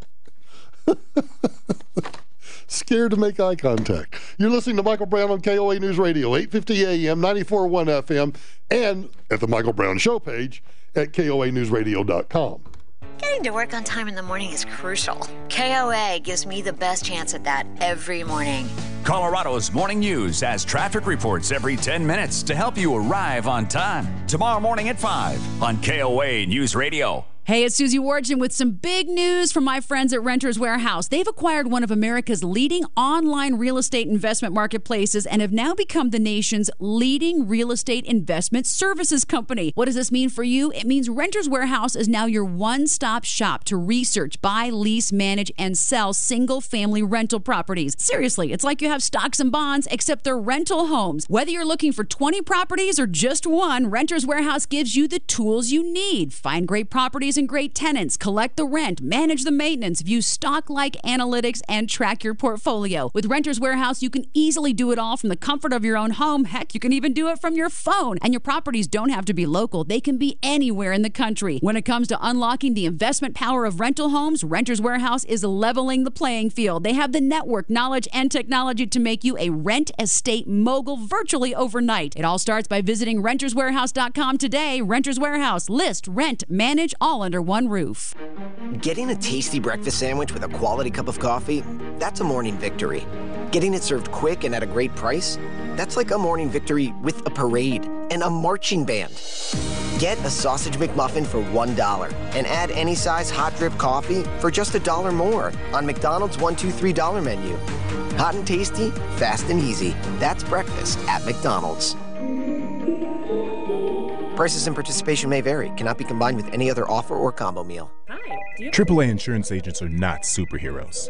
They can't protect all of mankind from the deception of the cyber world. But they can use their special AAA powers to get loyalty pricing from a local agent. They can't move mountains, although they can single-handedly bundle an insurance package with up to 20% in savings. AAA agents are not superheroes, but they are your local heroes when it comes to AAA insurance, membership, and beyond. Get an insurance quote online at AAA.com. Hey, it's Rick Lewis. If you or your bed partner have sleep apnea, snoring is likely the worst part of your nightly routine. Once the snoring starts, one of you probably moves to a different room to try and get some sleep alone. CPAP is the first line of therapy for sleep apnea, but it just doesn't work for everyone. Now there's a silent, mass-free sleep solution keeping couples together in the same room. It's called Inspire. Inspire is a sleep solution that works inside your body with your natural breathing process. It delivers mild stimulation throughout the night to keep your airway open, giving you and your partner a quiet and restful night's sleep together. Inspire is the only FDA-approved sleep solution of its kind that's helping thousands of people like you finally experience their best sleep. A sleep solution for you is just a click away. Visit inspiresleep.com to learn more, review important safety information, and to find a doctor in Denver who can help you determine if Inspire is right for you. That's inspiresleep.com. Hey guys, when it comes down to performance in the bedroom, no need to stress, no need to be concerned, not when you have Noxitril, so why not make it a Noxitril night? You see, Noxitril is the absolute truth in male enhancement. Noxitril has been expertly crafted with the highest quality natural ingredients, creating the most advanced technology in male performance. Just imagine Viagra on steroids. Got it?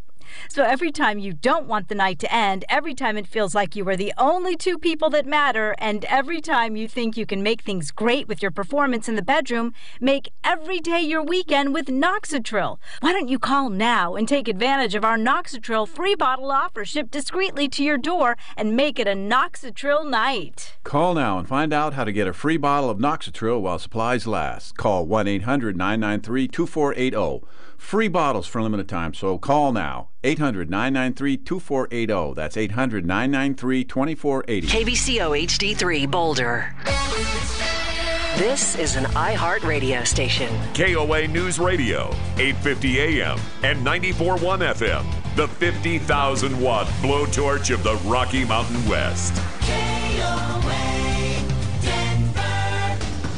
KOA News Radio time is 10 o'clock. I'm Roger Hudson. Our top story, the lights, they're still burning bright at the state capitol. You ever wonder why? Well, it's kind of unusual tonight. I'm going to tell you why. But first, traffic and weather together. Here's Darren Copeland. A couple problems still working right now. Eastbound I-76 to northbound I-25. An accident there involving a semi. It's going to be on the right-hand lane, so watch for emergency vehicles there. You will see a little bit of delay. Also, off freeway, watch for that water main break. Has westbound MLK closed between Birch and Dahlia. Other than that, no problems to report on I-25 across town. I-70 a little bit slow on the east side between 270 and Quebec. Other than that, great. I'm Darren Copeland on KOA News Radio, Colorado's news, traffic, and weather station. The National Weather Service has issued a winter storm watch for 2 additional counties this evening, Boulder and Larimer counties. They've joined Elbert, Weld, Denver, Boulder, and Douglas and Jefferson counties, each now under a winter storm watch. The northern mountains are under a winter storm warning as well through 5 p.m. Sunday, while the urban corridor also under a storm watch from Friday afternoon through late Saturday night. We also have some partly cloudy skies currently and 38 degrees at DIA. The widow of a man killed in a home explosion in Firestone nearly 2 years ago says it's time for Colorado to fix how it regulates oil and gas and the industry it regulates here in Colorado. With great tragedy should also come great change. Human life should come first. The only way to make sure this never happens again is to learn from this tragedy and create safer regulations and guidelines that put human safety first. That's Erin Martinez. She lost her husband Mark and her brother Joey on April 16th, 2017. She says that natural gas leaking from an abandoned well near her home caused the explosion. She spoke at a press conference this afternoon with Governor Jared Polis and Democratic lawmakers to help introduce a bill that includes big changes to the oil and gas industry in our state. When you introduce heavy industrial operations into densely populated areas, conflicts occur. We need a legal framework to solve these conflicts. This bill does that. Governor Polis saying it would change drilling regulations and give local governments more control over oil and gas development. Well, the lights are still burning at the state capitol as the Senate Health and Human Services Committee continues hearing testimony on a very controversial sexual education bill. They're hearing from people on both sides of the issue. This bill will transform archaic and ineffective sex education practices and implement comprehensive, inclusive programming. Testimony for and, of course, testimony opposed the sex education bill. And so I'm curious why this bill is moving through our legislatures that removes parental control. Well over 200 Coloradans signed up to be heard on that bill today. The bill, if signed into law, would require school districts who provide sex ed courses to teach comprehensive curriculums that would include options other than abstinence. Israel's Attorney General is recommending charges against the Prime Minister, Benjamin Netanyahu, for bribery, breach of trust, and fraud. ABC's Jordan Miller is in Jerusalem, telling us the election just weeks away and the timing of the allegations could be worse for the Prime Minister. Some polls are already showing that perhaps even more than a quarter of his supporters are not going to stick by him if he is criminally charged. As we know, Netanyahu is already in a very tight race, neck and neck, with really his most formidable challenger in many years, the former head of the IDF, Benny Gantz, who's in charge of a centrist party. Netanyahu needs every vote he can get. He can't afford to really lose any, and these charges may have people defecting from his party. Netanyahu is facing more possible breach of trust charges and fraud charges still ahead. Our next update at 10:30. I'm Roger Hudson on KOA News Radio 850 AM and 94.1 FM.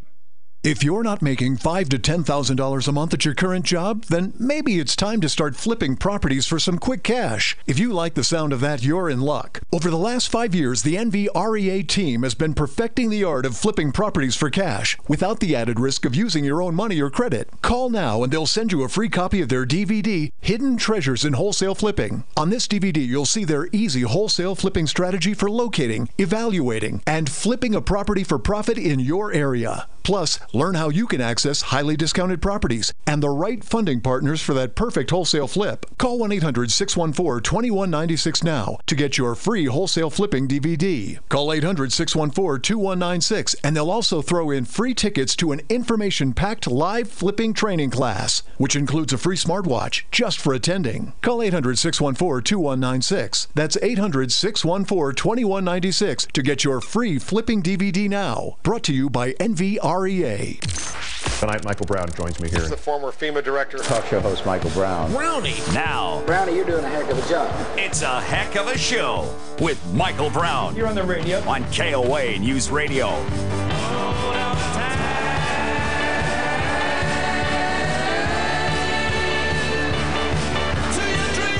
303-713-8585. 303-713-8585. If you want to chat with me, give me a shout. Let's go to Eric in Highlands Ranch. Eric, you're on with Michael Brown. What you got? Hey, how's it going? Good. I just wanted to say I randomly ran across your show, but I ended up enjoying it a lot. So please keep on doing what you're doing. Well, thank you. Appreciate that. And so I was listening to one funny thing is you were talking about if it's transphobia. I don't think it's transphobia because I don't think you're against trans people in general. Right. But I am against. I guess I think there's an unfair advantage if I decide tomorrow I'm going to identify as a female, whether I go through the procedures or not. I don't think I should be allowed to compete in women's sports. Yeah, and that's the interesting thing because if you think back. Whenever I think about it, I think of Title IX, which was before women could generally participate in sports, athletically in programs. So the funny thing is, before Title IX, a transgender male transition to a female could participate in sports, even if they identified as female because they were actual male, right? Say that again, because I'm not sure I follow. Prior to Title IX. Yeah. So what did Title IX increase? Title IX increased female participation in competitive sports. Right. It required institutions of higher learning, public institutions receiving federal funding. Right. To offer female sports. Yeah. So prior to that, they could compete, but they would have to be competing with men, right? Right. Yeah. Okay. Oh, I get your point now. So prior to Title IX, I'm sorry, I'm just slow in the noggin tonight. So your argument is prior to Title IX, if a woman wanted to play basketball, she had to go out and compete to be on the men's team. Because there really wasn't, there was in effect no women's basketball teams anywhere. That would be kind of the flip side of what I'm saying. Oh, then maybe I don't understand what you're saying. No, just basically, if you're a male, biologically, right? Yeah. And you want to go play a sport. Hang on, let me check. Hang on a second. Let me look. Yep, still am. Then you would be able to go out and play a sport because there was funding for it, and it was provided. Yes. So prior to Title IX, anyone who's biologically a male, no matter how they identified, could go play a sport, right? Yeah. So it's almost like Title IX kind of has this unintended consequence.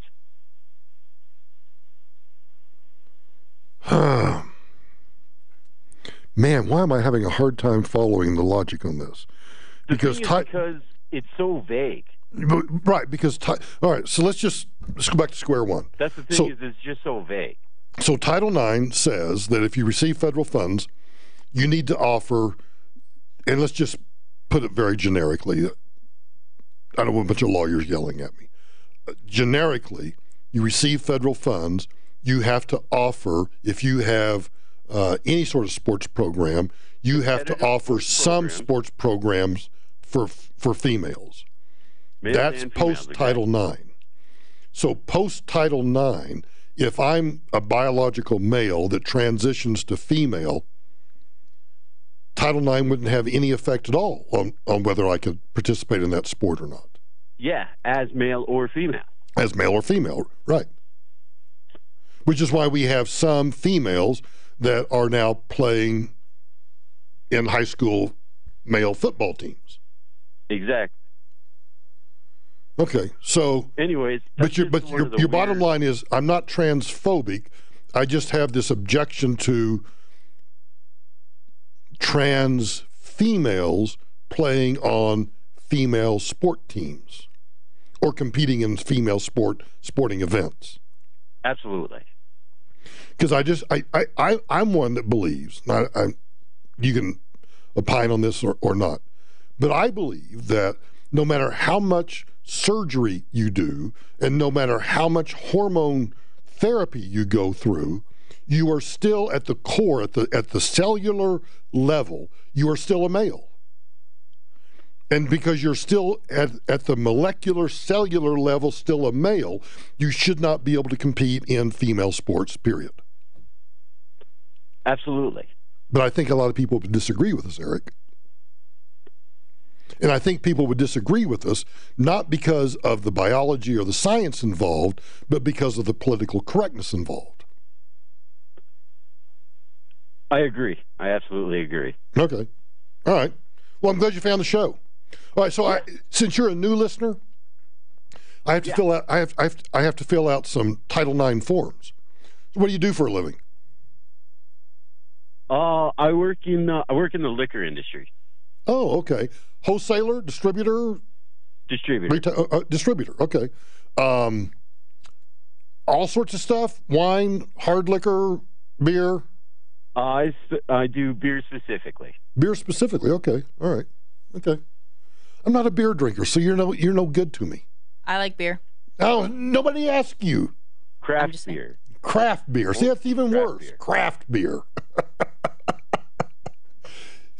Can you believe this, Angie? So Eric's a new listener, and here I am ripping apart his chosen profession. That's the way to keep listeners, right? You're so mean. I'm not being mean. I was just hoping that when he said I'm in the liquor business, I got all excited. Well, we do wine and spirits. Just me specifically, I do just craft beer. Oh, okay, all right. Do you know a guy by the name of John Turk? I do not. Okay, well that's okay. There's nothing wrong with that. All right. What other questions do we need to ask, Angie? We know the profession. How long have you lived in Colorado? Born and raised. Oh, a true native. Yeah. Ooh, we're impressed. Where'd you grow up in Colorado? Inglewood area. Okay, so you haven't ventured far from home. Not too far, no. Okay. I lived out of state for like a year, and definitely wasn't for me, so we came back. Oh, what state was that? I can't wait to hear this. It was Florida. What part of Florida? I lived a little bit on the Atlantic side, like Jacksonville. Oh! You went from here to Jacksonville, Florida? Yeah, Jacksonville, Florida. Eric, I've got to question your mentality. Was it for a job, or just you wanted to go to Florida? We went to school out there briefly. Oh, okay, all right. And then did you go to the Gulf side for a while? Then I was on the Gulf side for just a little bit, like St. Petersburg area. Yeah, that's okay. Certainly better than Jacksonville. It's a lot better. But you came right back. Yo. Okay. Any other questions for him, Angie? We got a new listener. We got to grill him for everything we can think of right now. Okay, so Florida for a while. Married? Not married? Not married. Not married. Okay. Kids? No kids that you know of? No kids, I'm pretty sure. You're pretty. That you're pretty sure. You're not. That wasn't a definitive no. Just no kids. I'm pretty sure. I've got a high level of confidence. Eric, thanks for playing along. We appreciate it. Just trying to have some fun. Let's go to Chris down in the Springs. Chris, you're on with Michael Brown. What you got? Hey, Mr. Brown, how you doing tonight, sir? Oh, man, I've been called Mr. twice tonight. I'm telling you what. Oh, wow. So, listen, I agree with you that transgender males turning to female should not be allowed to compete on a female team. However, I think the first time you tell one of these people no, it's going to open up a huge can of worms, especially since, like, right now we have Boy Scout troops that are all female, some of them. And can you imagine we have girls that are playing male football? It just opens up a huge can of worms once you tell them no. So why don't we just in the spirit of the times, why don't we just eliminate all gender-specific sports and just open everything to everybody? And if you can compete and earn a spot on the Broncos offensive line, have at it. Yeah, that's where we're heading. I mean, everybody already gets a trophy just for showing up. That's where we're heading. That's where we're heading.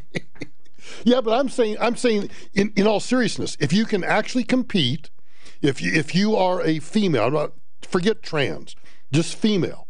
If you can show up at Dove Valley and you can try out and you can make the team, have at it, right? Well, that's where we're heading. I don't agree with that, but I think that's where we're heading. I mean, it's part of the bigger picture, though, where, like, using the same, the gender transition, people want to use the bathroom that's belonging to the opposite sex because they identify with that sex. Why not just have, just no doors, no bathrooms, no male, female, anything? Just everything is a free for all. Well, because I have I have a real issue. Are you one of these guys that walks into the men's restroom and there's somebody in the at the urinal? Do you walk up to the next urinal and start up a conversation, or do you go into one of the stalls?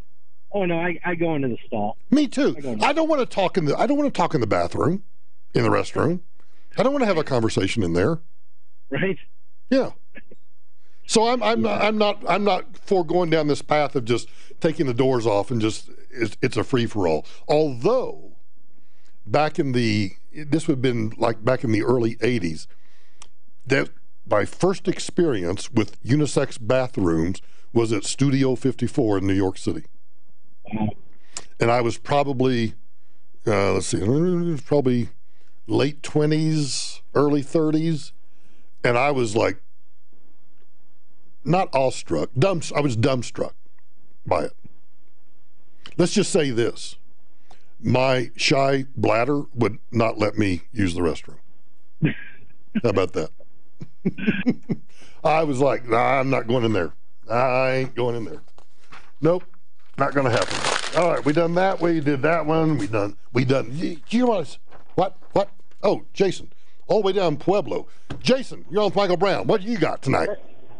Oh, not much, Michael. I listen to you when I'm at work on the night shift. Gear jamming. I'm a truck driver.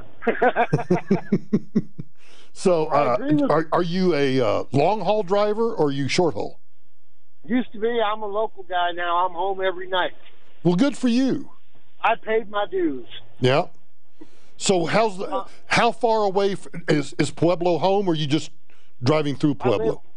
I live in Pueblo. So how far away from Pueblo do you venture on any given day? I'm kind of the Fort Collins guy a lot of the time. Really? Pueblo to Fort Collins? I've done Pueblo to Cheyenne. Okay, that's... where do you draw the line between short haul and long haul? What's the definition of that? Short haul is about 300 miles or less, and you're still in a truck with a sleeper. Okay, all right. I'm in a day cab. Okay, are you independent or do you work for a company? I work for a company. All right, do you like the company? They treat you well? Yeah, they're okay. The only difference in the trucking industry is what's on the side of the truck. They all have their little idiosyncrasies. Just like every job in the world, right? Exactly. There's politics in trucking, there's politics in radio, there's politics everywhere. There's politics in Uncle Sam's misguided children, too. Did that? I'm one of them. I love it. Okay, so you wanted to call it, but you are for or against trans female in female sports? I'm with you because, as you said, you can do all the body work, but they still got the male musculature, and we got a heavier muscle composition. We're designed for doing different things. That's very racist to say that. Oh, hey, my youngest daughter, who is a SJW, or as I call her, family commissar. you have a daughter. How old's your daughter that's the SJW? She will be 25 this year. Oh, so she's old enough to know better. Yes, she is, and it's kind of ironic. She loves socialism, and I keep reminding her, you're Czech and Russian by ancestry. What's wrong with this picture? Does she work? Supposedly. Oh, man. Okay, so now I got to ask, where does she work? What does she do? She's down in Austin, Texas, and well, duh. That's all you had to say. This conversation could have been like 15 seconds. Mike, I agree with you. I've got a daughter that's a social justice warrior. She lives in Austin, Texas. End of story. Well, kind of going along with what you were asking earlier, when are they going to? Why don't they look at your content of your character instead of skin color? Yep. Because they have no content of character. Well, unfortunately, I agree with you a lot about that. How did your daughter end up in Austin? You know that she might as well have gone to Boulder.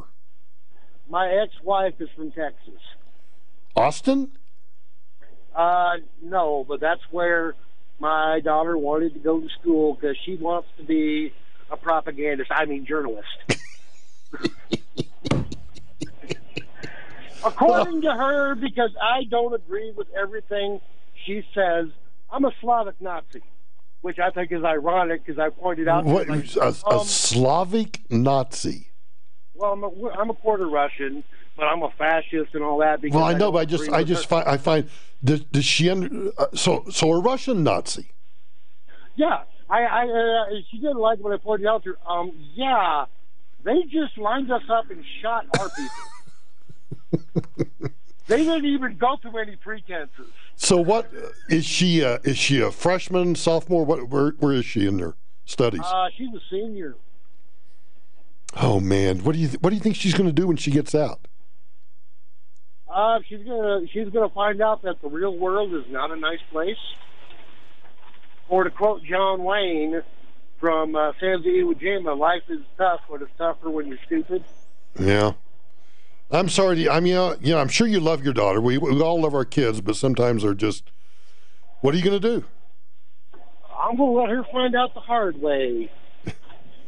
Well, that's my older daughter is turning out to have a level head on her. What does she do? She does customer service for a bank. For a bank. Yes, sir. Oh, an evil banker then. So she's an evil banker. Yeah, she just bought her at $870 today. Oh, really? Armed evil banker. Good for her. Good for her. Jason, it was a pleasure to talk to you. I don't know if I would have admitted that my daughter was a social justice warrior in Austin, Texas, of all places. Yeah.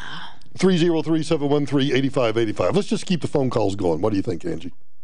Yeah, if someone wants to call. Well, why don't you call me? Why don't you call and I'll talk to you? Ring, ring. Ring, ring. You're with Michael Brown. What do you want? Nothing. That's right. Actually, you know what? What? You know what I want? What do you want? Tacos. Seriously? You hungry tonight?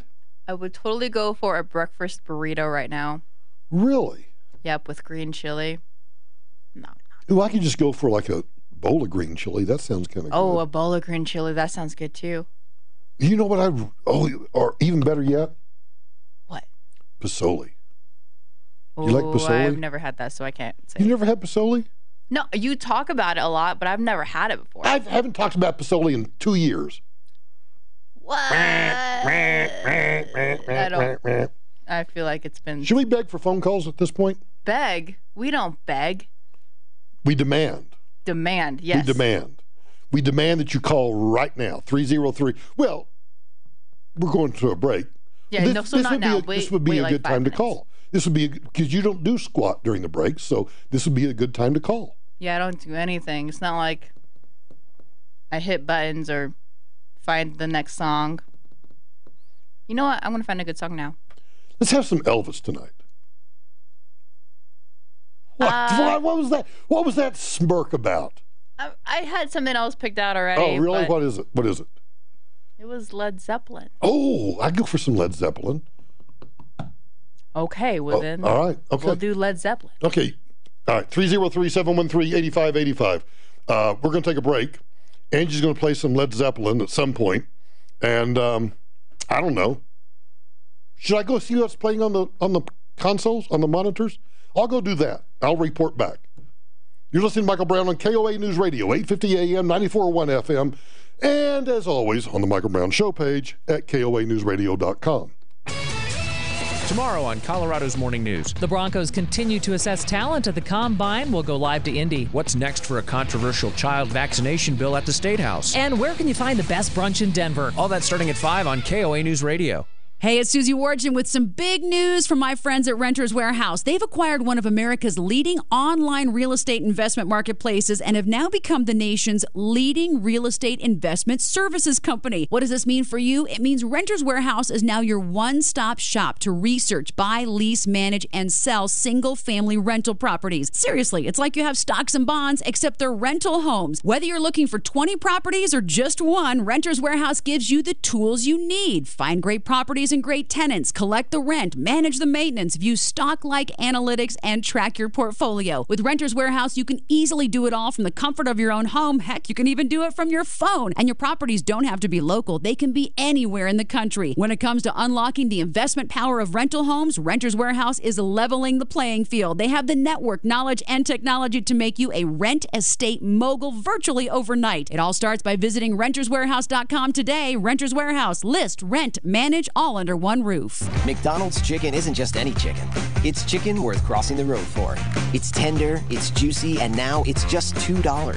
That's right. Now you can order 6 pieces of classic chicken McNuggets made with all white meat for just $2. And if you can't believe this amazing deal, add any size soft drink to your order for just $1 more. Yep, your meal just got even better. Thanks to McDonald's $1, $2, $3 menu. Price and participation may vary. A la carte only. Cannot be combined with any other offer or combo meal. Hey, it's Rick Lewis. If you or your bed partner have sleep apnea, snoring is likely the worst part of your nightly routine. Once the snoring starts, one of you probably moves to a different room to try and get some sleep alone. CPAP is the first line of therapy for sleep apnea, but it just doesn't work for everyone. Now there's a silent, mass-free sleep solution keeping couples together in the same room. It's called Inspire. Inspire is a sleep solution that works inside your body with your natural breathing process. It delivers mild stimulation throughout the night to keep your airway open, giving you and your partner a quiet and restful night's sleep together. Inspire is the only FDA-approved sleep solution of its kind that's helping thousands of people like you finally experience their best sleep. A sleep solution for you is just a click away. Visit InspireSleep.com to learn more, review important safety information, and to find a doctor in Denver who can help you determine if Inspire is right for you. That's InspireSleep.com. This is Dave Logan. You know, we all hope that we never need a personal injury lawyer. I know I do. But if you do, I would suggest you call Dan Kaplis. I've known Dan for more than 20 years. He's a smart, hard-working guy that you can trust. Dan Kaplis is the son of a police officer. He only takes on cases that he believes in, and then he's going to fight like crazy to win. Dan only takes on serious personal injury cases. You can reach Dan at 303-770-5551. 888-551, or dancaplisslaw.com. That's dancaplisslaw.com. Ladies, have you been noticing symptoms like you can't lose weight, you have night sweats or hot flashes, you can't sleep, you have a low sex drive? You don't have to live this way. It's a new year, so make it a new you. I'm Susan Whitkin. Hormone Health and Weight Loss has a natural hormone therapy that can help with your symptoms. I know because it works for me. Get your life back. Call today at 720-443-4080 to schedule your free consultation, or go online at hormonehealthtest.com. That's 720-443-4080. Feel better, live better. Call today. Are you taking Viagra and tired of paying $60 per tablet? Marley Drug has generic Viagra for just $10 per tablet. $10 for generic Viagra is a savings of $50 per dose. Call now, 800-513-2150, and get free shipping on all orders of 10 tablets or more of generic Viagra. Marley Drug is a Colorado licensed pharmacy. Call now, 800-513-2150, 800-513-2150. Again, 800-513-2150. KOA News Radio time is 10:30. The National Weather Service has issued a winter storm watch for Boulder, Larimer, Elbert, Weld, Denver, Douglas, Broomfield, and Jefferson counties. Big snow expected in the high country. Winter storm warnings now including the I-70 corridor from now until 11 o'clock Saturday night. National Weather Service says the mountain of Summit County could get 14 to 36 inches of snow, with some areas getting up to 48 inches. New England Patriot owner Robert Kraft has pleaded not guilty to soliciting prostitution out of Florida. USA Today reporting that Kraft's attorney filed the plea into Florida's 15th Judicial Circuit Court. The filing of the plea before the March 27th hearing means that Kraft will avoid having to appear in person at the arraignment. And speaking of football and bad boys, the former Bronco player in some trouble off the field after a car crash earlier this month. Demaryius Thomas was taken into custody Wednesday night. He turned himself into Denver police, and he is currently being held for investigation of vehicular assault, driving without proof of insurance, and reckless driving. DPD's Doug Shetman saying that Demaryius Thomas' arrest stems from a car crash on February 16th. Shetman says that Thomas was driving 70 miles per hour in a 30-mile-per-hour zone. He crashed his vehicle and then rolled it into the median in Aurora Parkway near downtown. Gap clothing stores are planning to spin off its Old Navy brand into a separate company as it closes about 230 Gap stores over the next 2 years. As Old Navy stands alone, the other company, which has not been named yet, will incorporate all the other Gap brands, including Banana Republic. Old Navy is the #2 clothing brand in the United States. Our next update at 11 o'clock. I'm Roger Hudson on KOA 850 AM and 94.1 FM.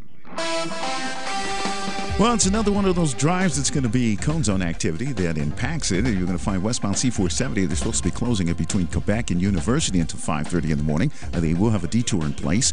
Off highway, you've got westbound MLK still closed between Birch and Elm, and that's due to a busted water main. And after that, it's an easy drive through the tech center on I-25. Nothing slowing you down on I-70 across town. 36 between here and Boulder. Things are looking pretty good. If you're going to the high country, you've got chain and traction laws from Vail to Copper Mountain. Also, US 6 Loveland Pass. Checking out the forecast, you're going to find that it's going to be a low of 30 tonight. Tomorrow, you can expect the high to be close to 48 with a chance of snow and rain mixed. Tomorrow night's low is going to be about 21. Then on Saturday, a high of 33. Currently, it's 34. I'm Gary Aldo on KOA News Radio, Colorado's news, traffic, and weather station. Most serial killers don't make any effort to involve the media or investigators. They almost want their crimes to go unnoticed. But the idea of committing a crime and then calling up the police and bragging about it, that's a whole nother level of terror. Here we are, 50 years after the first Zodiac killing. Who doesn't want to know how it turns out? From the creators of Atlanta Monster comes Season 2. This is Monster, the Zodiac Killer. Listen and follow on the iHeartRadio app. You know, if your business is not getting leads and traffic through your website, if your company has lousy rank in Google, call the digital marketing experts I'm using to build my new website. Get Found Fast has been helping businesses develop internet strategies to generate leads for more than 12 years. SEO, social media, reputation management, and awesome state-of-the-art websites like they're building for me. Let Get Found Fast do a free analysis of your website and online presence. It only takes 10 minutes and you can do it by phone. GetFoundFast.com. That's GetFoundFast.com. Need help navigating the complexities of Medicare? If you're a United Healthcare Medicare Advantage plan member, you can take advantage of one-on-one support. With United Healthcare, you have help to guide you through the healthcare system. They can answer your Medicare-related questions, help schedule appointments, and make it easier for you to get the care you need when you need it. Go ahead, take advantage of your United Healthcare Medicare Advantage plan. Learn more at AdvantageUHC.com. At Shane Company, we make shopping for an engagement ring stress-free and easy. I'm Rorden Shane, fourth-generation jeweler. And I'm Tanner. For years, Tanner's been helping our customers find the perfect engagement ring. At Shane Company, we do everything we can to make it easy. Guys, whether you have an idea of what she's looking for, or you have no idea, we're here to help.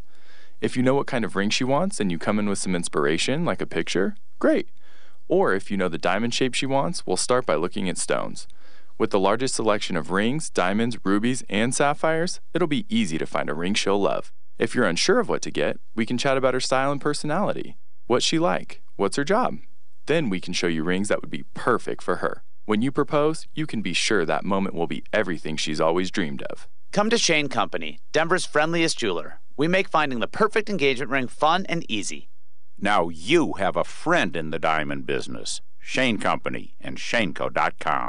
Can't wait on hold? Text Michael at 56690. Now, back to Michael Brown on KOA News Radio.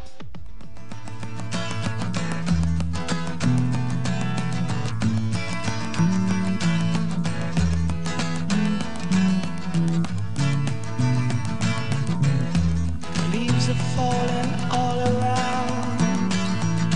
Time I was on my way. Thanks to you, I'm much obliged. This is a good choice, Angie. Such a pleasant stay. We have a text message here for Rick and Kathy Lee. Should we read it to everybody? Yeah.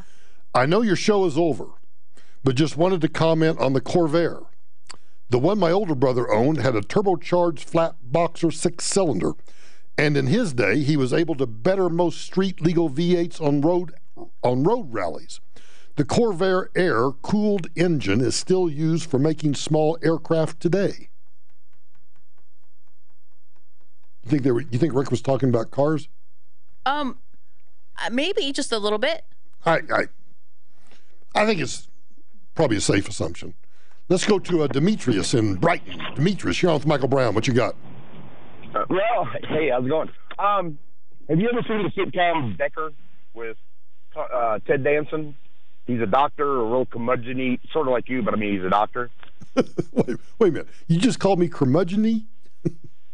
Yeah. You think I'm a curmudgeon? Really? Seriously? Well, me? You seem quite proud of it, too.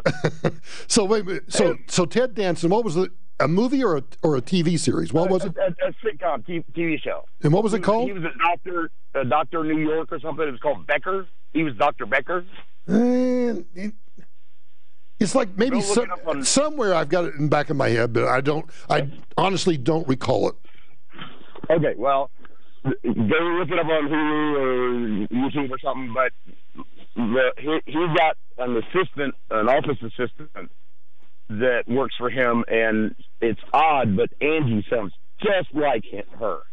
It's really weird. And she kind of looks like her too, but you got to check it out because.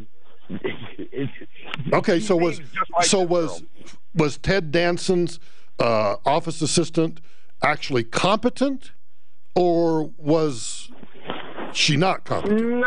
Not exactly. No. Not exactly competent. So she really was like Angie. Well, I'm hoping she was a lot worse than Angie, but Angie seems fairly competent. I mean, well, yeah, I would kind of agree. Fairly competent is probably maybe stretching it a little bit, but I would go with fairly competent. Yeah.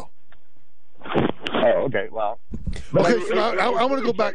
So I'm going to go back to the curmudgeon for a moment. So give me a couple of examples, Demetrius, of my curmudgeonriness. Curmudgeon. That's hard to say. Yeah, it is. Curmudgeonness. Yeah. I don't know. You like berating people and I can just see you sitting on your porch yelling at the kids, "Hey kids, get off my lawn!" You know? I don't yell. I just shoot a 10 gauge in the air. Oh, well, okay, that's more effective, I'm sure. It's much more effective, and the neighbors love it. I'm sure they do. Yeah. So, Demetrius, what do you do for a living? I'm a CSR. For what kind of company? Do you? You have no idea what a CSR is. It's a customer service representative. I know exactly what a CSR is. Oh, okay. No, I Jiminy Christmas, you think I'm an idiot? I work at a Circle K. I'm ignoring that. No, wait a minute. You're a CSR for Circle K? Yeah, gas station, convenience store. Oh, okay. So you work in a convenience store. Are you at work right now? Well, I'm sitting out front. I started at 11. Yeah, I'm sitting out here in my car, listening to you. So you showed up for work 21 minutes early. No, actually, I showed up about 45 minutes early. I've been sitting here and I eat my breakfast and smoke a couple cigarettes and go in. Well, you got to stop the smoking, okay? Would you do that for me? What'd you have for breakfast? What'd you eat? You're going to kill me. Listen, Bucko. If you've been sitting in a parking lot of a Circle K listening to me for 45 minutes, you know what you should expect to get from me. Oh, I know. Okay. All right. Breakfast is Wendy's Baconator fries. Huh? Wendy's, Wendy's, the fast food place? Yeah. Baconator, it's Baconator fries. It's French fries with cheese and bacon on it. So you're Demetrius, I love you. I love you like a brother, okay? Yeah. So you're sitting outside the Circle K, you're smoking cigarettes, and you're eating Wendy's cheese fries. Yeah, buddy. Telling you what, you're living the dream. You're living on the edge, aren't you? I'm on the edge. I don't know about living on it, but yeah. Oh, are you? You're not really on the edge, are you? No, hey, life's a bee and then you die, Where are you from? On the radio, I'm sorry. Where are you from? East Coast mostly. I moved here from Orlando. We got to get you a new cell phone, because whatever phone you're either yelling into or you got your mouth full of cheese fries or something, I can't understand half of what you're saying. Hang on. Okay, is this better? Oh, Demetrius, what did you do? Did you pull the phone out of your butt? You pulled the phone out of your butt to talk to me finally, didn't you? No, I pulled it out of my ear. Okay, all right. Now I'm using my other ear. It's better. Oh, okay. Are you deaf in one ear? No, but don't I sound better? My this ear sounds. You sound 100% better. Yeah. So how long you been working at the Circle K? About a year and a half. You like it? Not particularly. It used to be the corner store from Valero, Oh yeah. Yeah, but they got bought out by Circle K, which is a Canadian company, and they do some really strange things that I'm not used to. I mean, I've been in this business for more than 40 years, and they do some things that it's really odd. Is there anything that's really odd that you can tell me that's FCC compliant that you can tell me on the air? No, nothing like that. It's just, okay, as an example, we got all new registers, and they've got the built-in credit card swipers and all, right? Yeah. So on this system, if you stick your card in there, it gives you the option of Visa debit or U.S. debit. Now, can you tell me which one of those is credit? Neither one of them's credit. No, it is. Yeah, Visa debit is credit. U.S. debit is debit. Wait, you said Visa debit. That's what it says on the screen. That's what I'm telling you. So if it says Visa debit and U.S. debit, they're both debit. Well, that's not the Canadians, obviously. Well, the Canadians. Well, the conducts are crazy. Well, yeah. I mean, but yeah, this it's a pretty incredible story. This guy, started as an assistant at a store and then bought his way. I mean, he's got like thousands of stores all over the world. I mean, literally all over the world. They're in China and Singapore and Poland and Russia and everywhere. I mean, it's really weird. So do you always work the graveyard shift? Oh yeah. I've been working graveyards for decades. So, what time will you be finished at 7 in the morning? Yep, 11 to 7. All right. So, how will you go home and go to bed? Yep, 9 to 5. So you'll sleep 9 to 5 tomorrow. Yep. Okay. All right. Well, if you'll give Angie your cell phone number, we'll call you about 12:45 tomorrow afternoon and wake you up. Just for the hell of it. Oh, okay. Cool. Thanks. Poor old Demetrius, sitting in the parking lot. He should have known better to call me at this late at night. Let's go to Dave in Golden. Dave, you're on with Michael Brown. What you got, Dave? Oh, my God. It's an honor to talk to you. Well, okay, I appreciate that, but it's not really, but that's okay. No, really, it is. It's an honor. And, and your former boss, I voted for him. And, Did you vote for him twice? No, I voted for him once, but the tail end was the day that I voted for him, and and I've always been a Republican, and I'm proud of it. It's just that I don't like the way our politics are going right now. Well, they pretty much suck right now. Right, and we got to deal with it. But so did you? When you say you voted for him only one time, is that because you didn't vote the other time, or you voted for somebody else? Well, I was kind of caught up in. I was kind of caught up into a whirlwind, and like what you would call drugs and all that stuff. And, oh, really? Yeah, and I didn't get a chance to vote the first time. Okay, so and I was there, but I just kind of procrastinated and put it off. And what did you procrastinate and put it off because you were in jail? In what? Jail? Oh no. Oh, so you never got caught? No, I was in jail later. Oh, what'd you go to jail for? Oh, jeez. Well, you wanna put down a line? I was in jail for domestic violence that wasn't mine, and it was totally uncalled for.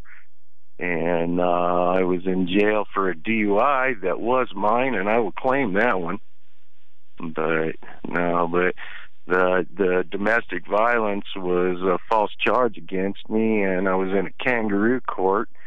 And did that happen here in Colorado or somewhere else? Oh, it was here in Colorado. Okay, so do you mind telling me? Tell you, yes. It was in San Luis Valley. So, well, okay. Yeah, I know exactly where the San Luis Valley is. Yeah. So, what's the hardest drug you've done? Well, I've never done heroin. Never. I did PCP once. Oh, seriously? Yeah. How'd that work out for you?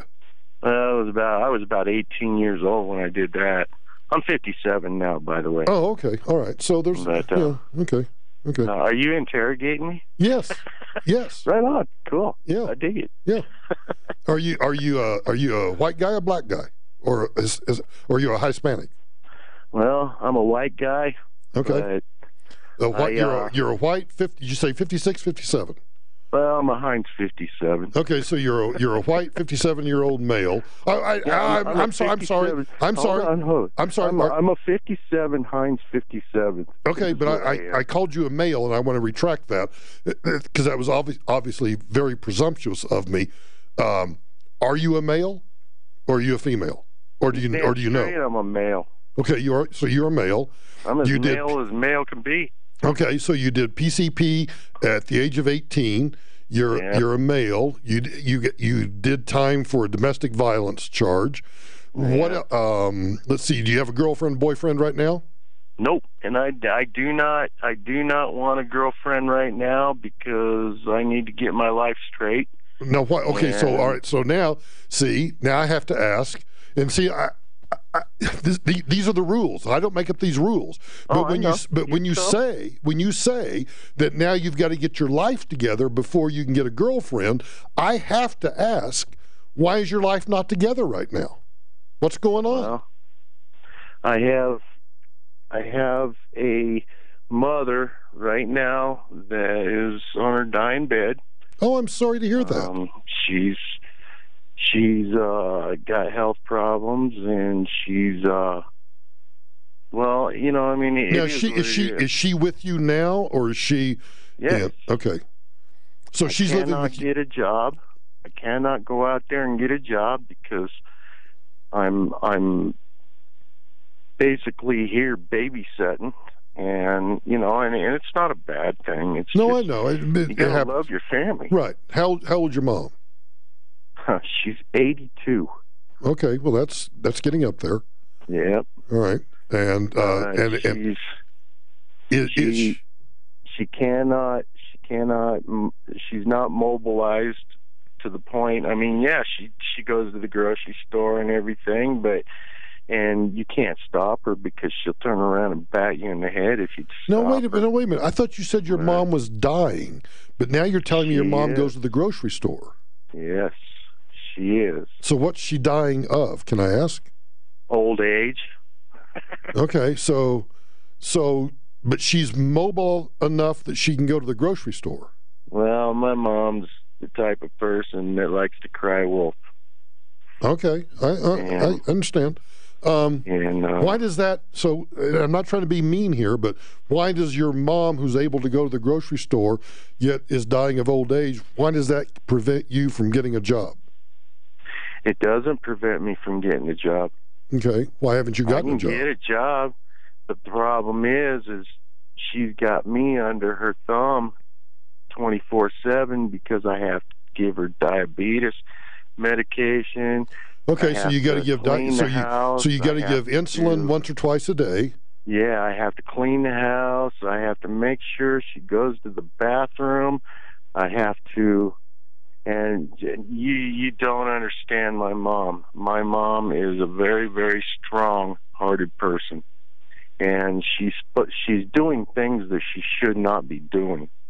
Name one. Well, like when she goes to the bathroom, and now we're on the phone, and I really don't want to get into detail, but well, I don't want the gory details. Right. I just want kind of generically something that she does that you think is wrong. Well, she falls all the time. She can't. Is she getting Medicaid or anything?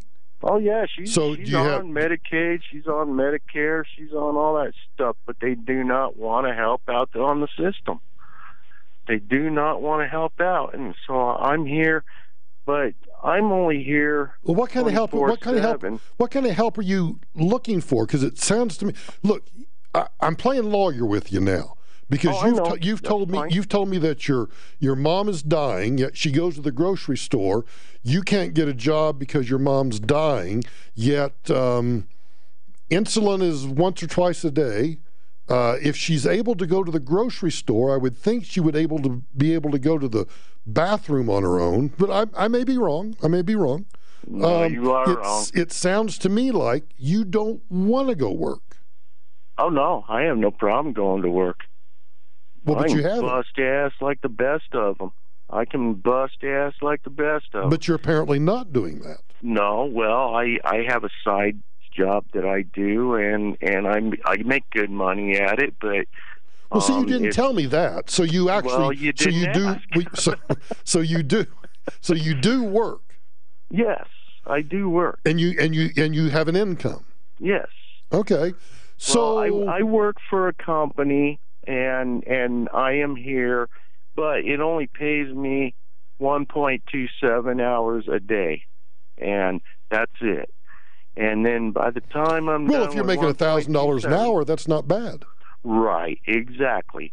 Okay, but you didn't let me finish. But anyway, I also do beadwork. I do Native American beadwork on the side, and I have been doing this since I was 18 years old, man.